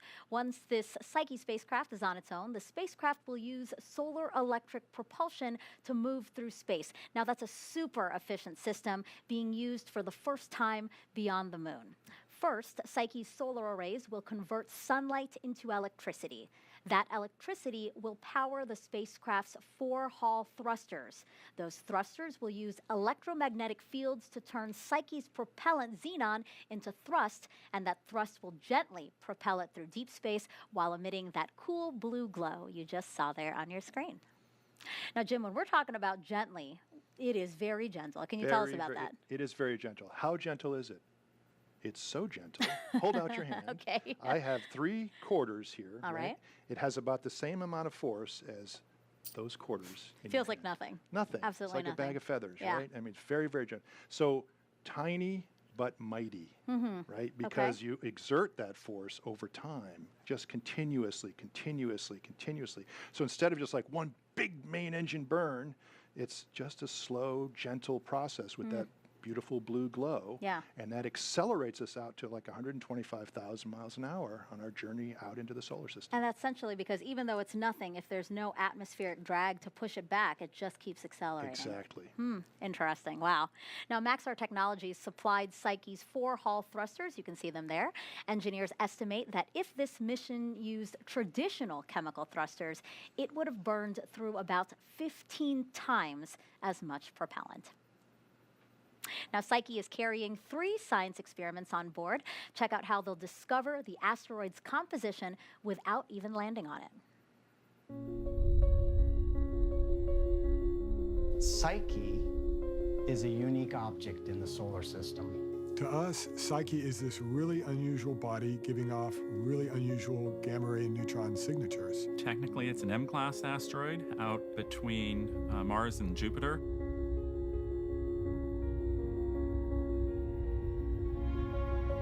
One of the first things you want to know is what's it made of. So the Psyche payload consists of 3 science instruments. One of them is what's called a gamma-ray neutron spectrometer. It's actually 2 separate pieces of hardware. One is the gamma-ray spectrometer and the other one is the neutron spectrometer. Both combined study the elemental composition of Psyche. If you know the surface composition, what it's made of in terms of iron and nickel and silicon and oxygen, you can then start to say something about its history and how it formed and how it evolved. By using gamma-ray spectroscopy, we can measure those elements remotely. We don't have to touch the surface. We don't have to dig into the surface. For Psyche, we're building kind of what we call the Cadillac. It's a very high precision, high sensitivity instrument. It's very similar to the Messenger instrument. That technology that we developed for the Messenger spacecraft gave us a huge head start going to Psyche. For our types of instruments, we don't get to fly them very often.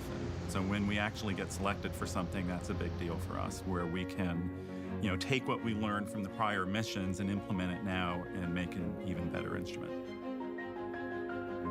Our instrument is kind of like a camera without a telephoto lens. In order to get our best measurements, we need to be relatively close altitude above the surface. That's what we call orbit D. So we can form maps, global maps, of the elemental composition of Psyche just by flying around externally.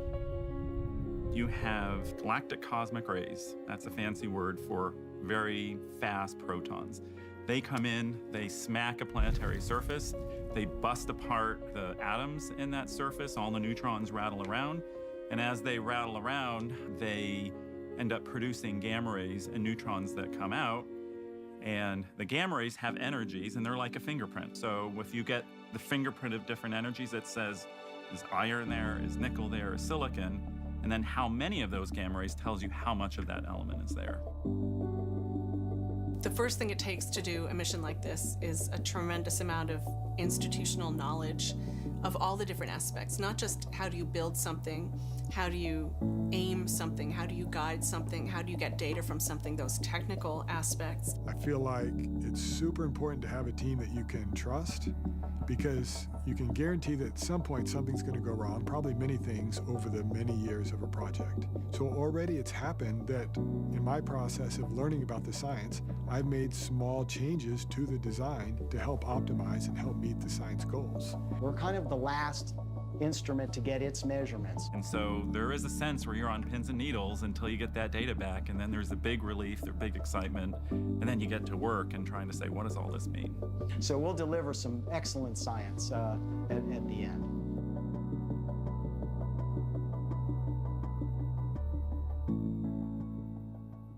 And active checkout of the instruments starts about 6 weeks after launch. Jasmine Hopkins got to speak with NASA's chief scientist, Kate Calvin.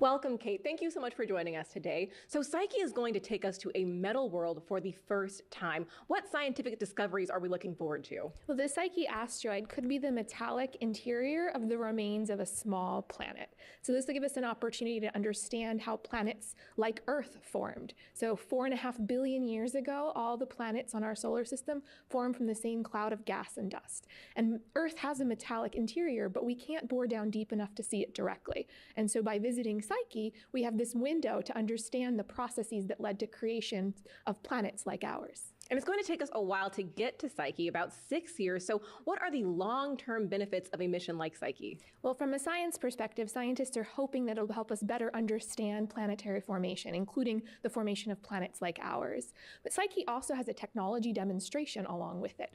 So it'll be a test of communication from space, the next generation way of communicating from space. So the deep space optical communication will be the first test of laser communication from out beyond the moon.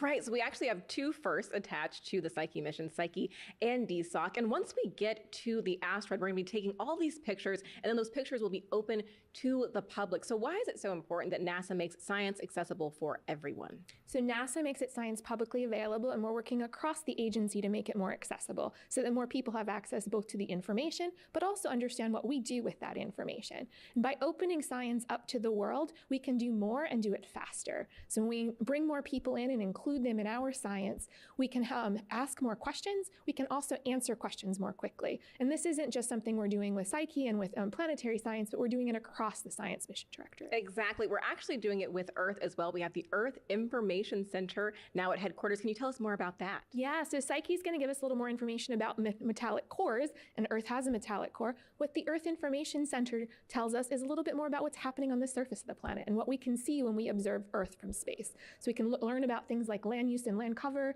We can learn about ice. We can learn about what's happening in the atmosphere and how that all impacts people here. Exactly. Thank you so much for being here with us today, Kate. Thank you for having me. NASA and the Psyche mission team love engaging with the public and especially students. One program invited undergrads to share their creative works inspired by Psyche. So let's take a look at some of those submissions now. Yeah. This is awesome. That's so I cool. love the way that we have artists and dancers and poets and writers and playwrights, and this is spectacular, beautiful views. There's the colors there's our for this mission one is color great, theme right there. Yep. And I love 16 Psyche is scripted right there, Yep, really with pretty. the spacecraft with its deployed solar panels. Yeah. Yeah, this is just beautiful stuff. Look at Oh, that. that's cool. Look at the detail on Psyche there. Are your pictures going to look as good? Just exactly. Yes, we certainly hope so. But boy, it's just beautiful fun to imagine. Yeah, and it's so cool to see that both science and art, they can inspire one another. Absolutely. So, Expected lots of signal, hard to be stuck. Now, if you want to see more artwork and other projects inspired by Psyche, take out your phone and scan another QR code we have for you on your screen. This one's going to take you to psyche.asu.edu/get-involved. Okay, and I do know that you have other space art. You're just so full of demos and props. I love it. Space rocks, right? So I have a couple more space rocks. This is a slice of an iron meteorite. Let's see if I can hold it up to the camera there. It's a slice of an iron meteorite that's been polished. And you can see the beautiful grains. There we go. You can see the grains in it. So and this is a mixture of metal and silicate rock. Yeah. And so this might be not polished, but might be what the surface of Psyche is like. Oh, but it's also, interesting. it's just beautiful. People put these on their mantle place and in their rock collections. You can collect these. You said make as well. jewelry too, You can right? make jewelry out of them, little earrings, a pendant, whatever. That's cool. I have another piece of space art. This is also a space rock. Let me hand this one to you. Tell me what you feel. Oh, that's heavier than I expected. Very Wow, heavy, that took right? me It's a aback. sphere that the artist has kind of carved out of a much bigger metal meteorite, and you can see all the little grains, and it almost looks like a little mini Death Star, right? It does, actually. And so people collect these and trade different ones with their friends, and so there's lots of ways to use space rocks for art too. Yeah, thank you for sharing those. I really Sure. appreciate that. Sure. All right, it's now been about 44 minutes since launch. Our coverage is again going to take you through the deployment and first possible signal from the Psyche spacecraft. So let's check back in with Mission Control at NASA's JPL. Thank you, Megan. Welcome back to JPL. We may be 2,500 miles away, but I can tell you the community feels connected. And here's a live look from Von Karman Auditorium. Just moments ago, it was packed with nearly 200 family and friends. This is where JPL hosts special events, and it's also where we display several spacecraft models. And there's a model of the Psyche spacecraft that I had a chance to see up close with payload manager Noah Warner. Take a look at why he says you can compare parts of the spacecraft to an electric car. Great to have you here, Noah. Tell us more about Psyche. Yeah, I'd love to. So we're standing here with a quarter scale model of the Psyche spacecraft. And you can see even at a quarter scale, it's a very large spacecraft. The actual Psyche spacecraft is over 15 feet tall and 80 feet wide, and at launch it weighs over 6,000 pounds fully fueled. Let me point out a few key features of the spacecraft. You see up top here is the high gain antenna under this silver blanket, and on front is one of our 3 low gain antennas. Also on the front of the spacecraft is the NASA technology demonstration instrument called Deep Space Optical Communications. Psyche will use a special kind of propulsion system. What can you tell us about it? That's right, we use solar electric propulsion. That means we gather energy from the sun through our 5-panel solar arrays. We convert that energy into electricity and use that electricity to drive our Hall effect thrusters, 2 of which you see right here. They're 4 to 5 times more efficient than a chemical rocket. You can think of a chemical rocket almost as like a gasoline-driven, high-performance sports car with lots of acceleration. Whereas our Psyche system is more like your highly efficient electric car that gets you everywhere you're going on the minimal amount of fuel. Hall effect thrusters use xenon as the propellant. They ionize that propellant and accelerate it out at tremendous speeds. They also generate this beautiful blue plume. Wow, and right now it's packed up in the spacecraft. How do we get it to look like we see it right now? That's right. At launch, these 5-panel arrays are stored flat on the side of the spacecraft. And a series of cables, springs, latches, and dampers will choreograph that deployment such that the first 3 panels in line here will deploy first, and then the side panels will come out one at a time after that. And then the spacecraft will start looking for the sun and get those arrays pointed directly at the sun to get full energy. At that point, the spacecraft starts a rotisserie move where it rotates about once an hour, establishes communication with the ground, and then the operations team can start to check out the spacecraft and get Psyche ready for its journey. So what are you looking forward to on Psyche? I think I'm looking forward to the science investigation, and frankly, the fact that we're going to a world that we've never seen with our own human eyes. We don't really know what we're going to see there, but I think we've got the exact right suite of science instruments to figure it out once we do get there. Thank you, Noah. Riding along on Psyche today is NASA's Deep Space Optical Communications Experiment, or DSOC. It will be the agency's first test of high bandwidth optical or laser communications between Earth and beyond the moon.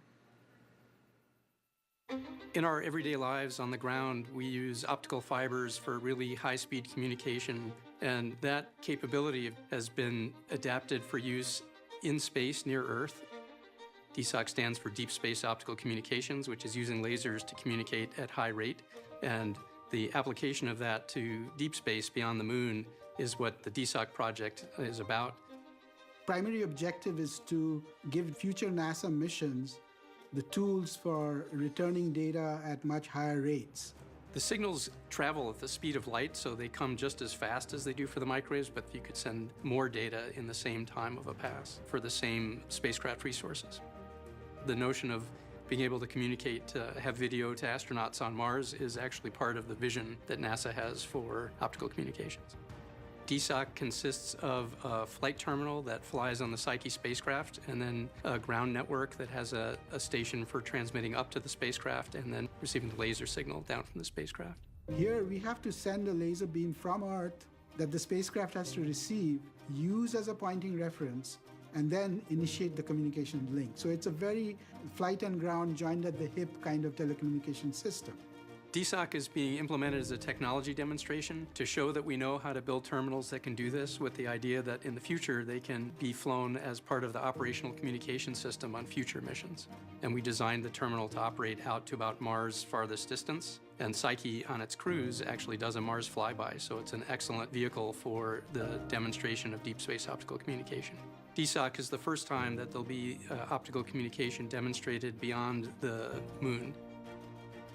The leap that DSOC is taking is huge. I can't express in words, what this will mean to actually see bits that were transmitted from deep space spacecraft received on the ground, and we can verify that, hey, we got the bits that you sent, here they are.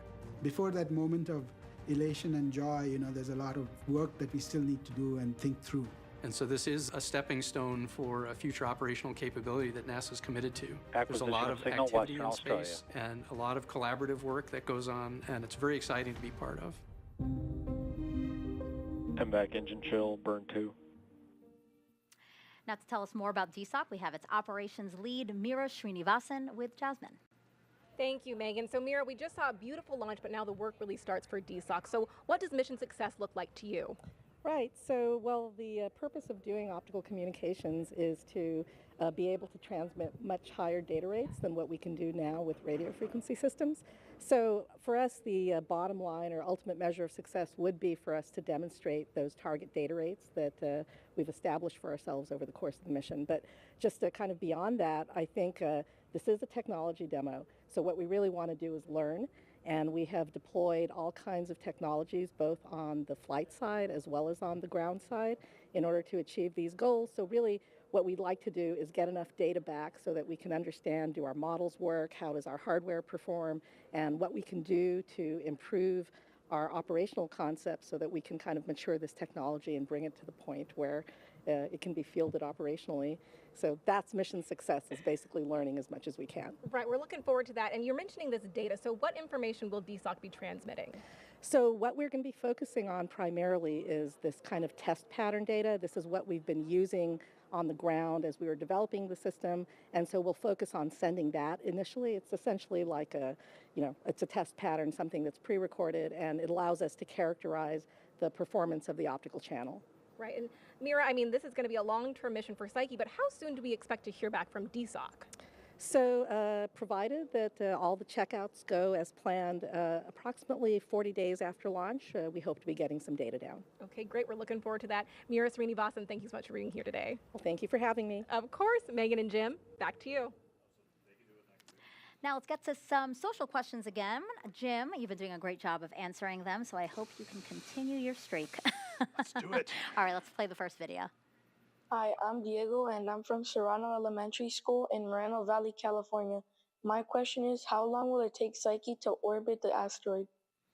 Good question. Diego 'Cause knows how to different ask good questions. different Absolutely. orbits. Yep. So we start up very, very high as we approach the asteroid, go into very high orbit, and it's about 33 hours for the spacecraft to go around Psyche once, and we'll slowly lower that orbit, lower, down to about 4 hours. We're about 75 kilometers, maybe 50 miles or so above the asteroid at our lowest orbit. Okay, and we do have time for one more question. We have this one from X, Space Case Sarah on X. What are you most excited about to learn about Psyche, considering how the Bennu sample was so incredibly cool? Yes, boy, what a great success for that, really for cool the too. OSIRIS-REx team. That's spectacular. Of course, we're not taking samples from Psyche. We're doing what's called remote sensing, but we will be able to measure the chemistry, to look at the geology. We'll be mapping this asteroid just like the OSIRIS-REx team did with Bennu. So we'll learn as much as we can just short of bringing a sample back. So Okay. maybe in the future, decades hence, maybe we will go and bring some samples back from Psyche. But this mission will pave the way for that. Okay, looking forward to maybe that. Let's do it. All right, thanks again. If you haven't sent in questions yet, there's still time. Again, use hashtag AskNASA. Okay, we've been following along with the Falcon Heavy's second stage as it continues its journey out with Psyche. Let's bring back NASA's Daryl Nail and MVAC Nick ignition, Woltman burn 2. for the next operational milestones in this mission. Guys, go ahead. Yeah, and there you just heard it, and you can see it. The engines start for the second time on the second stage of the Falcon Heavy rocket, now flying through space close to the country of Australia.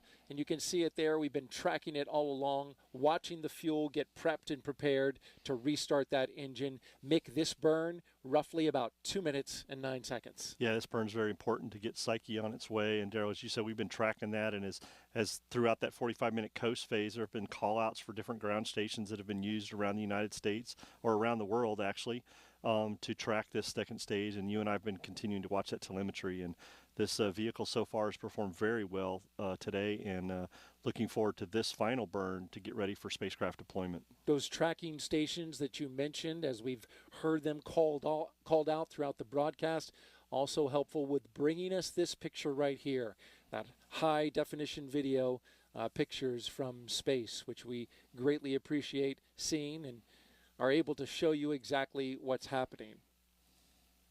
As the spacecraft approaches the northwest coast of Australia, it will continue flying over the Indian Ocean. We will get ready to end that second burn and then prepare for the big moment, Mick, and that's separation of the Psyche spacecraft. Yeah, and that's what Jim and I know all his team are excited about. We are too. Great successful launch today, watching that Falcon Heavy come back, those two side boosters land. But it's all about the Psyche spacecraft in this mission, and that's what we're very happy to be doing today, to deliver this on orbit and get Psyche on its way. And we are so happy to be a partner with JPL and the Psyche team to do that. So very looking forward to that video of separation.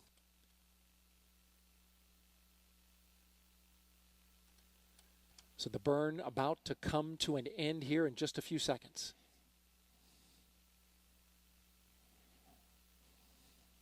MVAC shutdown.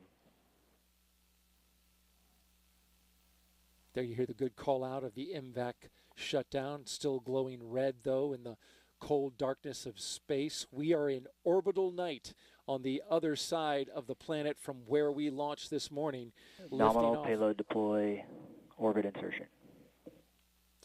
Confirming the orbital insertion there. So yeah, it's confirming that we hit our mark exactly on that trajectory and where we needed to drop Psyche, get ready to drop Psyche off, as Jarmaine had pointed out earlier in a segment on the trajectory. So that's really good to hear that Stage 2 performed perfectly today, and we're getting ready for this last little coast prior to Psyche deployment. As you can see, the spacecraft right there on the front of Stage 2. Yeah, there it is, the Psyche spacecraft attached to the second stage, the camera looking forward, where we can see that will be the image we will be looking at when separation happens, and we'll be tracking that as it goes along, of course. We lifted off today at 10:19:43 a.m. Eastern Time, 14:19:43 UTC time, and we've been flying for almost an hour now.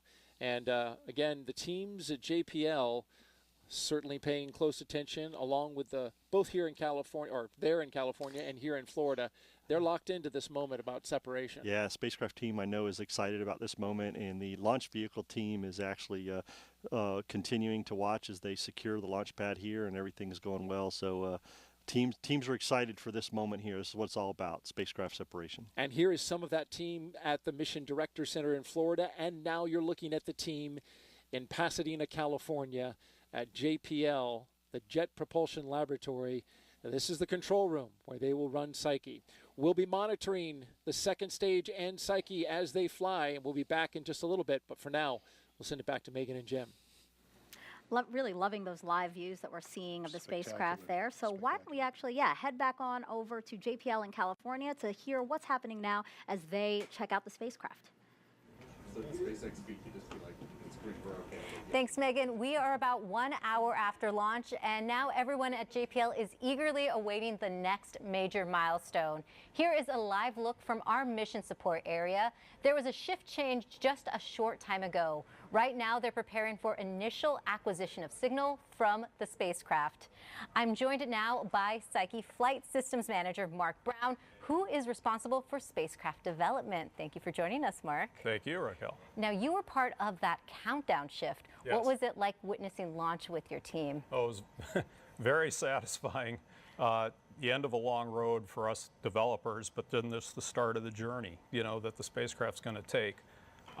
We're very confident in how the spacecraft's going to behave.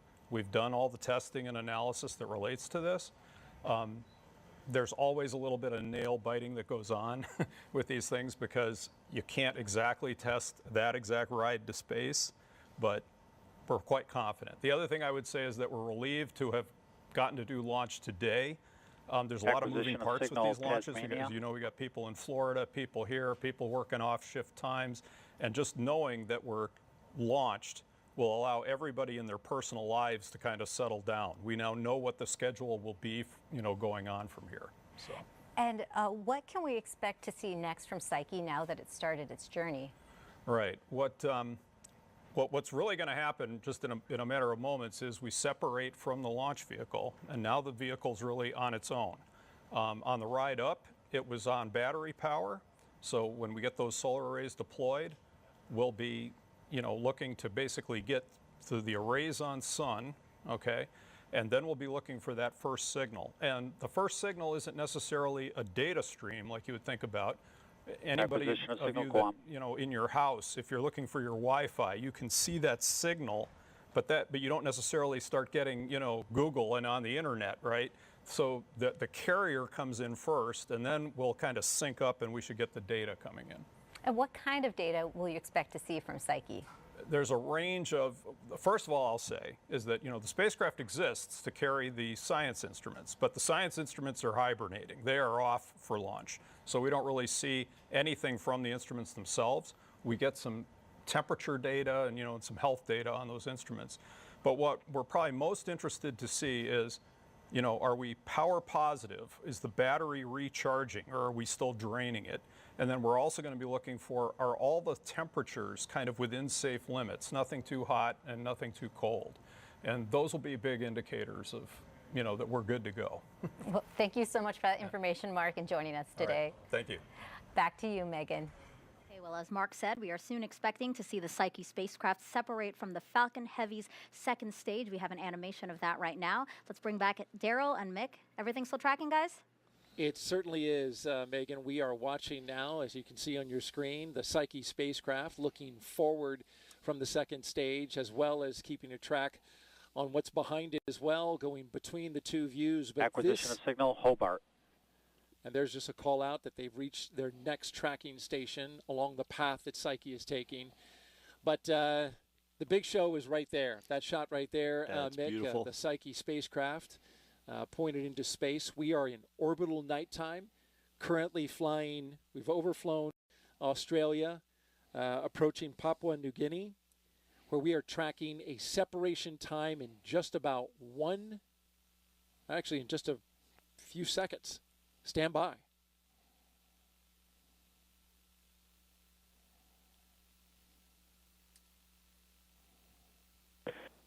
Psyche payload separation confirmed. There it is. The Psyche spacecraft going off into deep space. That is 2.2 billion mile journey. Yeah, I'm going to tell you that is an amazing shot right there. It is so, I'm so excited to see that. Probably not as excited as Jim, who's up at the host desk right now, but that is an awesome shot to see Psyche leaving the stage 2. You see the team right there in the lower left-hand right corner. They are anxious as they see their baby go off into space towards an asteroid named Psyche, same as the mission. As you look at that Psyche spacecraft, you see the large diameter circle, which is where it attached to the payload adapter. That circle down at the bottom, that's a low-gain antenna. And that low-gain antenna will play a key role. It's got 3 of them. There's 2 more on either side. So if that one is the bottom, there's 2 on either side. It will play a key role on when we get that carrier signal that we just heard JPL talking about. Yeah, I'm going to tell you, in all my years of doing launches, Daryl, that was a beautiful sight. I think that's the longest I've been able to see a spacecraft deploy. So that's an amazing job by the SpaceX team on that camera work on the second stage. And so we'll keep tracking this as well, listening in for that signal. Momentarily, we're actually going to put up a waveform monitor where we're actually going to be looking at the signal, whether or not we can see, actually looking to see whether it comes in or not. That is a little more inexact because, as he described, JPL in the earlier interview, that spacecraft is going to start rotating as they try to lock that low gain antenna to a receiving station back here on Earth that JPL will see. Yeah, I like the way he described it, like your Wi-Fi in your house, right? You find a signal, but you don't quite start receiving data and getting on the internet yet. That's kind of what they're looking for from the spacecraft here, that low gain carrier signal that they can know where Psyche is and that they've made contact with it, and then they'll continue to monitor that and so that they can then sync up and start getting the data and then starting their next 100 days of operation with the Psyche spacecraft. All right, we just saw the Psyche spacecraft separate and go off on its journey into deep space towards the Psyche asteroid. We are now monitoring its progress to see when it makes that carrier signal back down to Earth, but we'll send it right now back to our other Earth partners, Jim and Megan. Well, Mick had said it. Mick, there was a lot of excitement here when we saw Psyche separate. But now I feel like there's a little bit more of an anxious feeling because now we're waiting for the carrier signal, right? Yeah, so we've just seen this beautiful wild animal released into its native habitat. Okay. Right? This is where that spacecraft belongs. This is what it was built for. Let's see if it phones home and we get it going. Yeah, exactly. Yeah. And while we wait for that, why don't we take some more social questions? Again, we've asked people to send them in using hashtag AskNASA, and we've gotten a couple of them. So why don't we show the first one now? Hi, my name is Santiago, a student from Tetre Porter Elementary School. My question is, why do you guys think Psyche is a core of a planet? Wow, these kids are asking awesome questions. I know, I love seeing Santiago, kids that's ask a great these question. So there's 3 pieces of evidence. One, we can see the colors, the way that the asteroid reflects sunlight. Looks a lot like those metal meteorites I showed you earlier. Also, astronomers can bounce radar waves off of Psyche from the Earth all the way out to the main asteroid belt, and they bounce back and very, very highly reflective, not quite like a mirror, but clearly suggesting metal. And the third piece of evidence is that when we can watch its orbit wiggle a little bit when Mars passes by, or when Jupiter passes by, or when Psyche passes by another asteroid, its orbit changes a little bit. So we can get its mass, we estimate its volume, also from telescope data, and that gives us an estimate of density. And its density, it's heavy. It's not that light granite rock, right? It's more like that heavy metal meteorite, that sphere that you held, right? It's really dense. So we know that there's a metallic component in this one as well. It's one of the densest asteroids we've been able to measure. So you guys do know a lot about it. Now it's about going out there and checking out to see if your hypotheses are correct. True. It's still a point of light to us in the sky. We have to get close to it to turn it into a real world. Okay, let's take another social question now. This one is from Christelle on Twitch. Is there a chance that the asteroid contains water? That's a great question. Yeah. We don't really think so. Okay. But it might have some material on the surface that is more silicate rich, not so metallic. Maybe it was hit by other meteorites like the one that we just brought the samples back from OSIRIS-REx, which turns out to have a bunch of water in it. So there could be little places on the rocky parts of Psyche that have some water, but probably as a whole, we think it's mostly just metallic. Got it. Jim, thank you so much for answering those questions, and thank you to everyone who sent questions in. Okay, so to recap, the Psyche spacecraft has been deployed and is now floating out in space on its own. The launch team is looking to confirm a signal from the spacecraft. So Daryl and Mick, how's that looking? Yeah, Megan, we've been flying for 1 hour and 8 minutes now through space. And there you see, I believe we have Yep, I see a signal. See the spike right there, the low carrier signal, and the JPL team clapping. It looks like that little spike in the center right there is the low carrier signal that they're looking for. So that is good news that we've received that carrier signal, and the team will begin their work. And what you're looking at there in the lower left-hand corner of your screen is the receiving station for JPL, and they got that carrier signal, which came off of Psyche's low-gain antenna. It sent out that signal. There's not a lot to that signal. There's no data, no telemetry, just a basic signal that says, hey, I'm here, I'm out in space. Yes, basically, as Jim said, phone's home, lets them know where they are, that they can start working to get their stuff set up and start acquiring data later on and beginning that next 100 days of operations that they need to do. So, very excited for the Psyche team, spacecraft team, successful launch of a Falcon Heavy today, and now they have contact with Psyche, and they can begin the work they've been working on for the last several years. As for the spacecraft, what it's doing now is getting into a mode to deploy its solar arrays. They're going to get those arrays out, get it pointed in the direction of the sun, get that spacecraft power positive. And this is a process that, as they go through that, ultimately will lead to a lock on a telemetry signal, potentially several hours from now, where they can get a data stream and learn about the health of the spacecraft. Yeah, absolutely. That's what they're looking for, and that's what's exciting for them to get these things started. So very excited to watch that and bring things to a conclusion here for this mission as we are, Daryl. But the Psyche team still has a lot of work ahead of them. That's right. They got to go fly by Mars, which is their first destination in about 3 years. 3 years, yeah. And another 3 years after that, they'll be on their way to Psyche. So, of course, congratulations to the JPL team, LSP, NASA, SpaceX, everyone who's participated in making this mission a success. And I appreciate you riding shotgun here, partner. I appreciate it, man. Another great successful launch. And I would say to Jim, congratulations, my friend, and go Psyche. All right, we'll send it back to Megan and Jim at the host desk. Thank you, Daryl and Mick. Always good to do a broadcast with you Those guys. guys are great. Those guys are awesome. Yeah. Now, Jim, you are Psyche's imaging lead, obviously so invested in today's mission and all these milestones. I'm telling you, sitting next to you, it's like riding a roller coaster.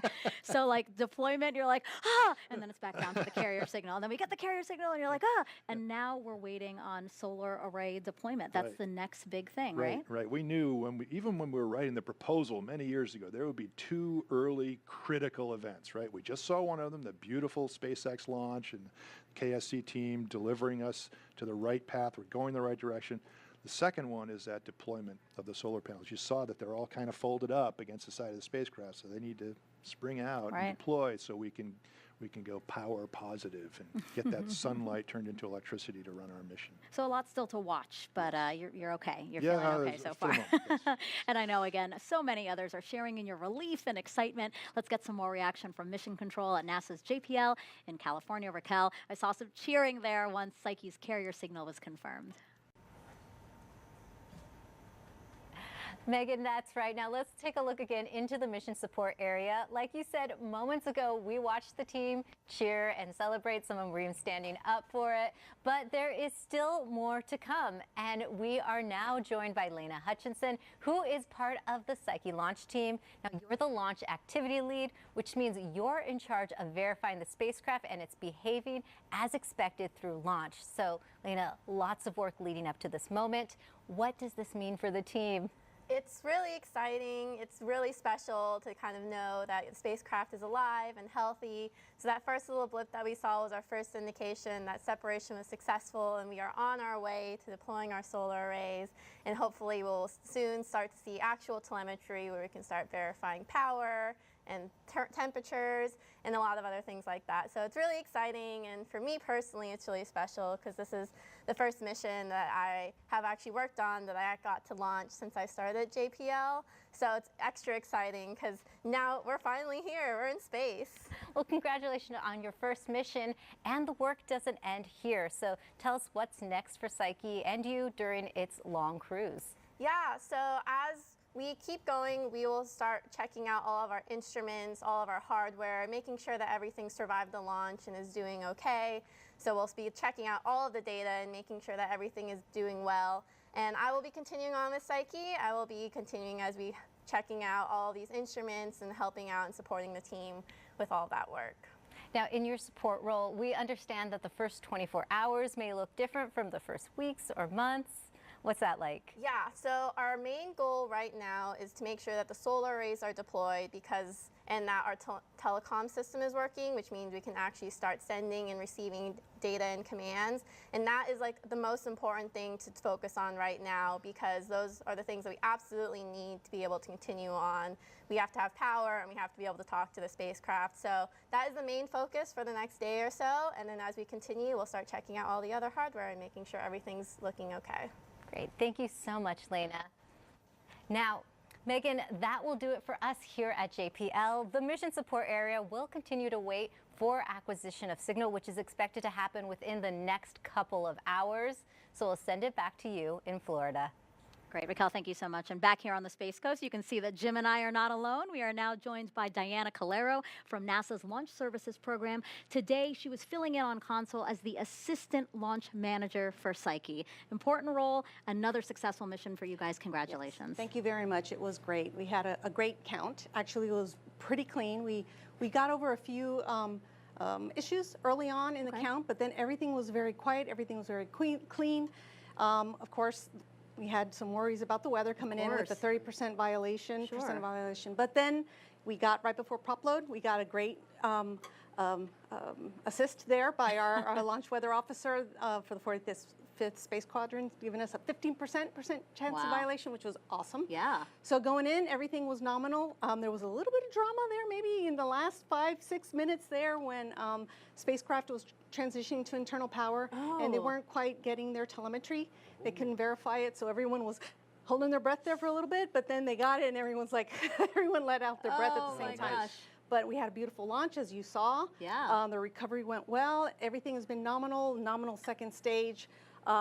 Separation was nominal, payload fairing, everything looked great, and just waiting to hear that the spacecraft is getting their signal and was power positive. Again, this doesn't go easily. We have a great team assembled, the SpaceX team, the LSP, NASA team, the Psyche spacecraft team, including Arizona State University, JPL, everybody. It was incredible. The range, 45th Space Quadrant again, giving us lots of weather updates. Sure.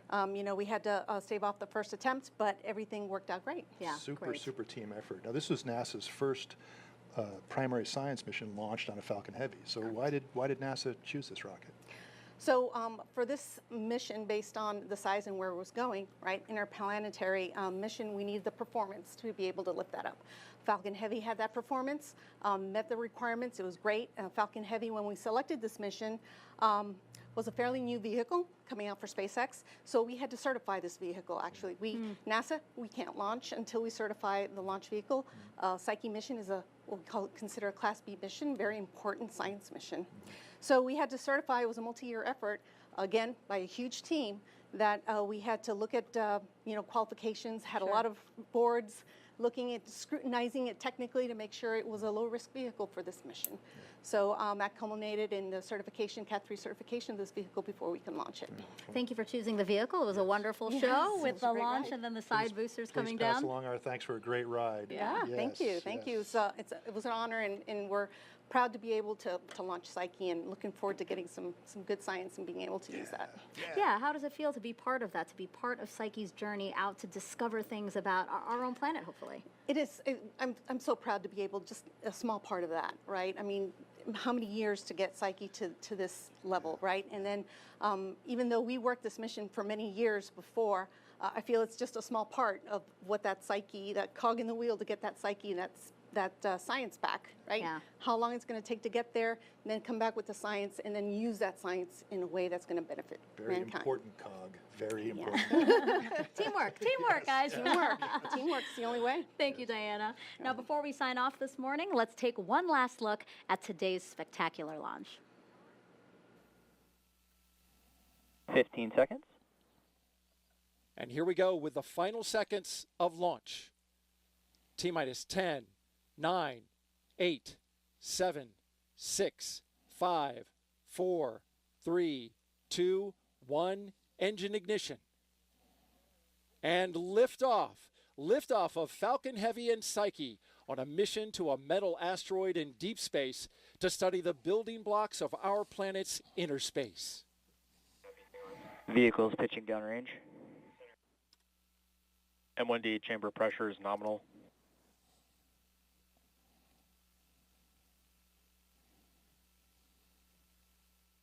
A view there from the onboard camera. And that'll do it for us here at Kennedy Space Center for this live coverage of NASA's Psyche mission. A huge congratulations to everyone involved, and a big, big congratulations and thank you to everyone who participated, especially you, Jim. Oh, that's very sweet. It's such an amazing thing to be part of this team. And I'm thinking of the team right now, right? I mean, hundreds, thousands of people around the country, around the world, that all have to come together and make this happen. So many skills, so many sets of experiences, so many stories, and so much adversity. This was done during COVID. I was just going to say challenges. COVID, yes, right? yes. And people overcame that, and now our spacecraft is on its way, on its journey. And so what's next? What's next is that we spend the next few months, we've got to deploy those panels and get power positive. I thought you were going to yes, take a time to breathe, sure, Jim. there'll be a little partying, I'm sure, responsible partying. But that we have to spend the next few months checking everything out, Still getting a lot of everything work. working, Yep. and all the systems, all the instruments, all the calibrations, all that kind of stuff. And we're just super excited to get going on this. Yeah, literally. Cannot wait to see what you guys uncover, because, again, we are going to uncover something about our own planet. It's so true. It's thank true. you. And we're taking data for generations to come. So Yeah. it's very exciting. So thank you for posing the question. Thank you for having me on the show. Oh, gosh, of course. We've got our purple and orange going on here. Yes, so yes. It's all good. We're Psyche proud. And now you can continue to follow along this mission by scanning the QR code on the bottom of your screen. This is the one last QR code, guys. It'll take you to nasa.gov/Psyche. And together again, we are going to discover the mysteries of both Psyche and our home planet.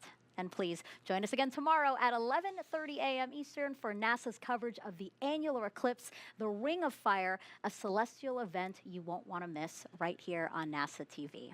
Everyone, have a great day.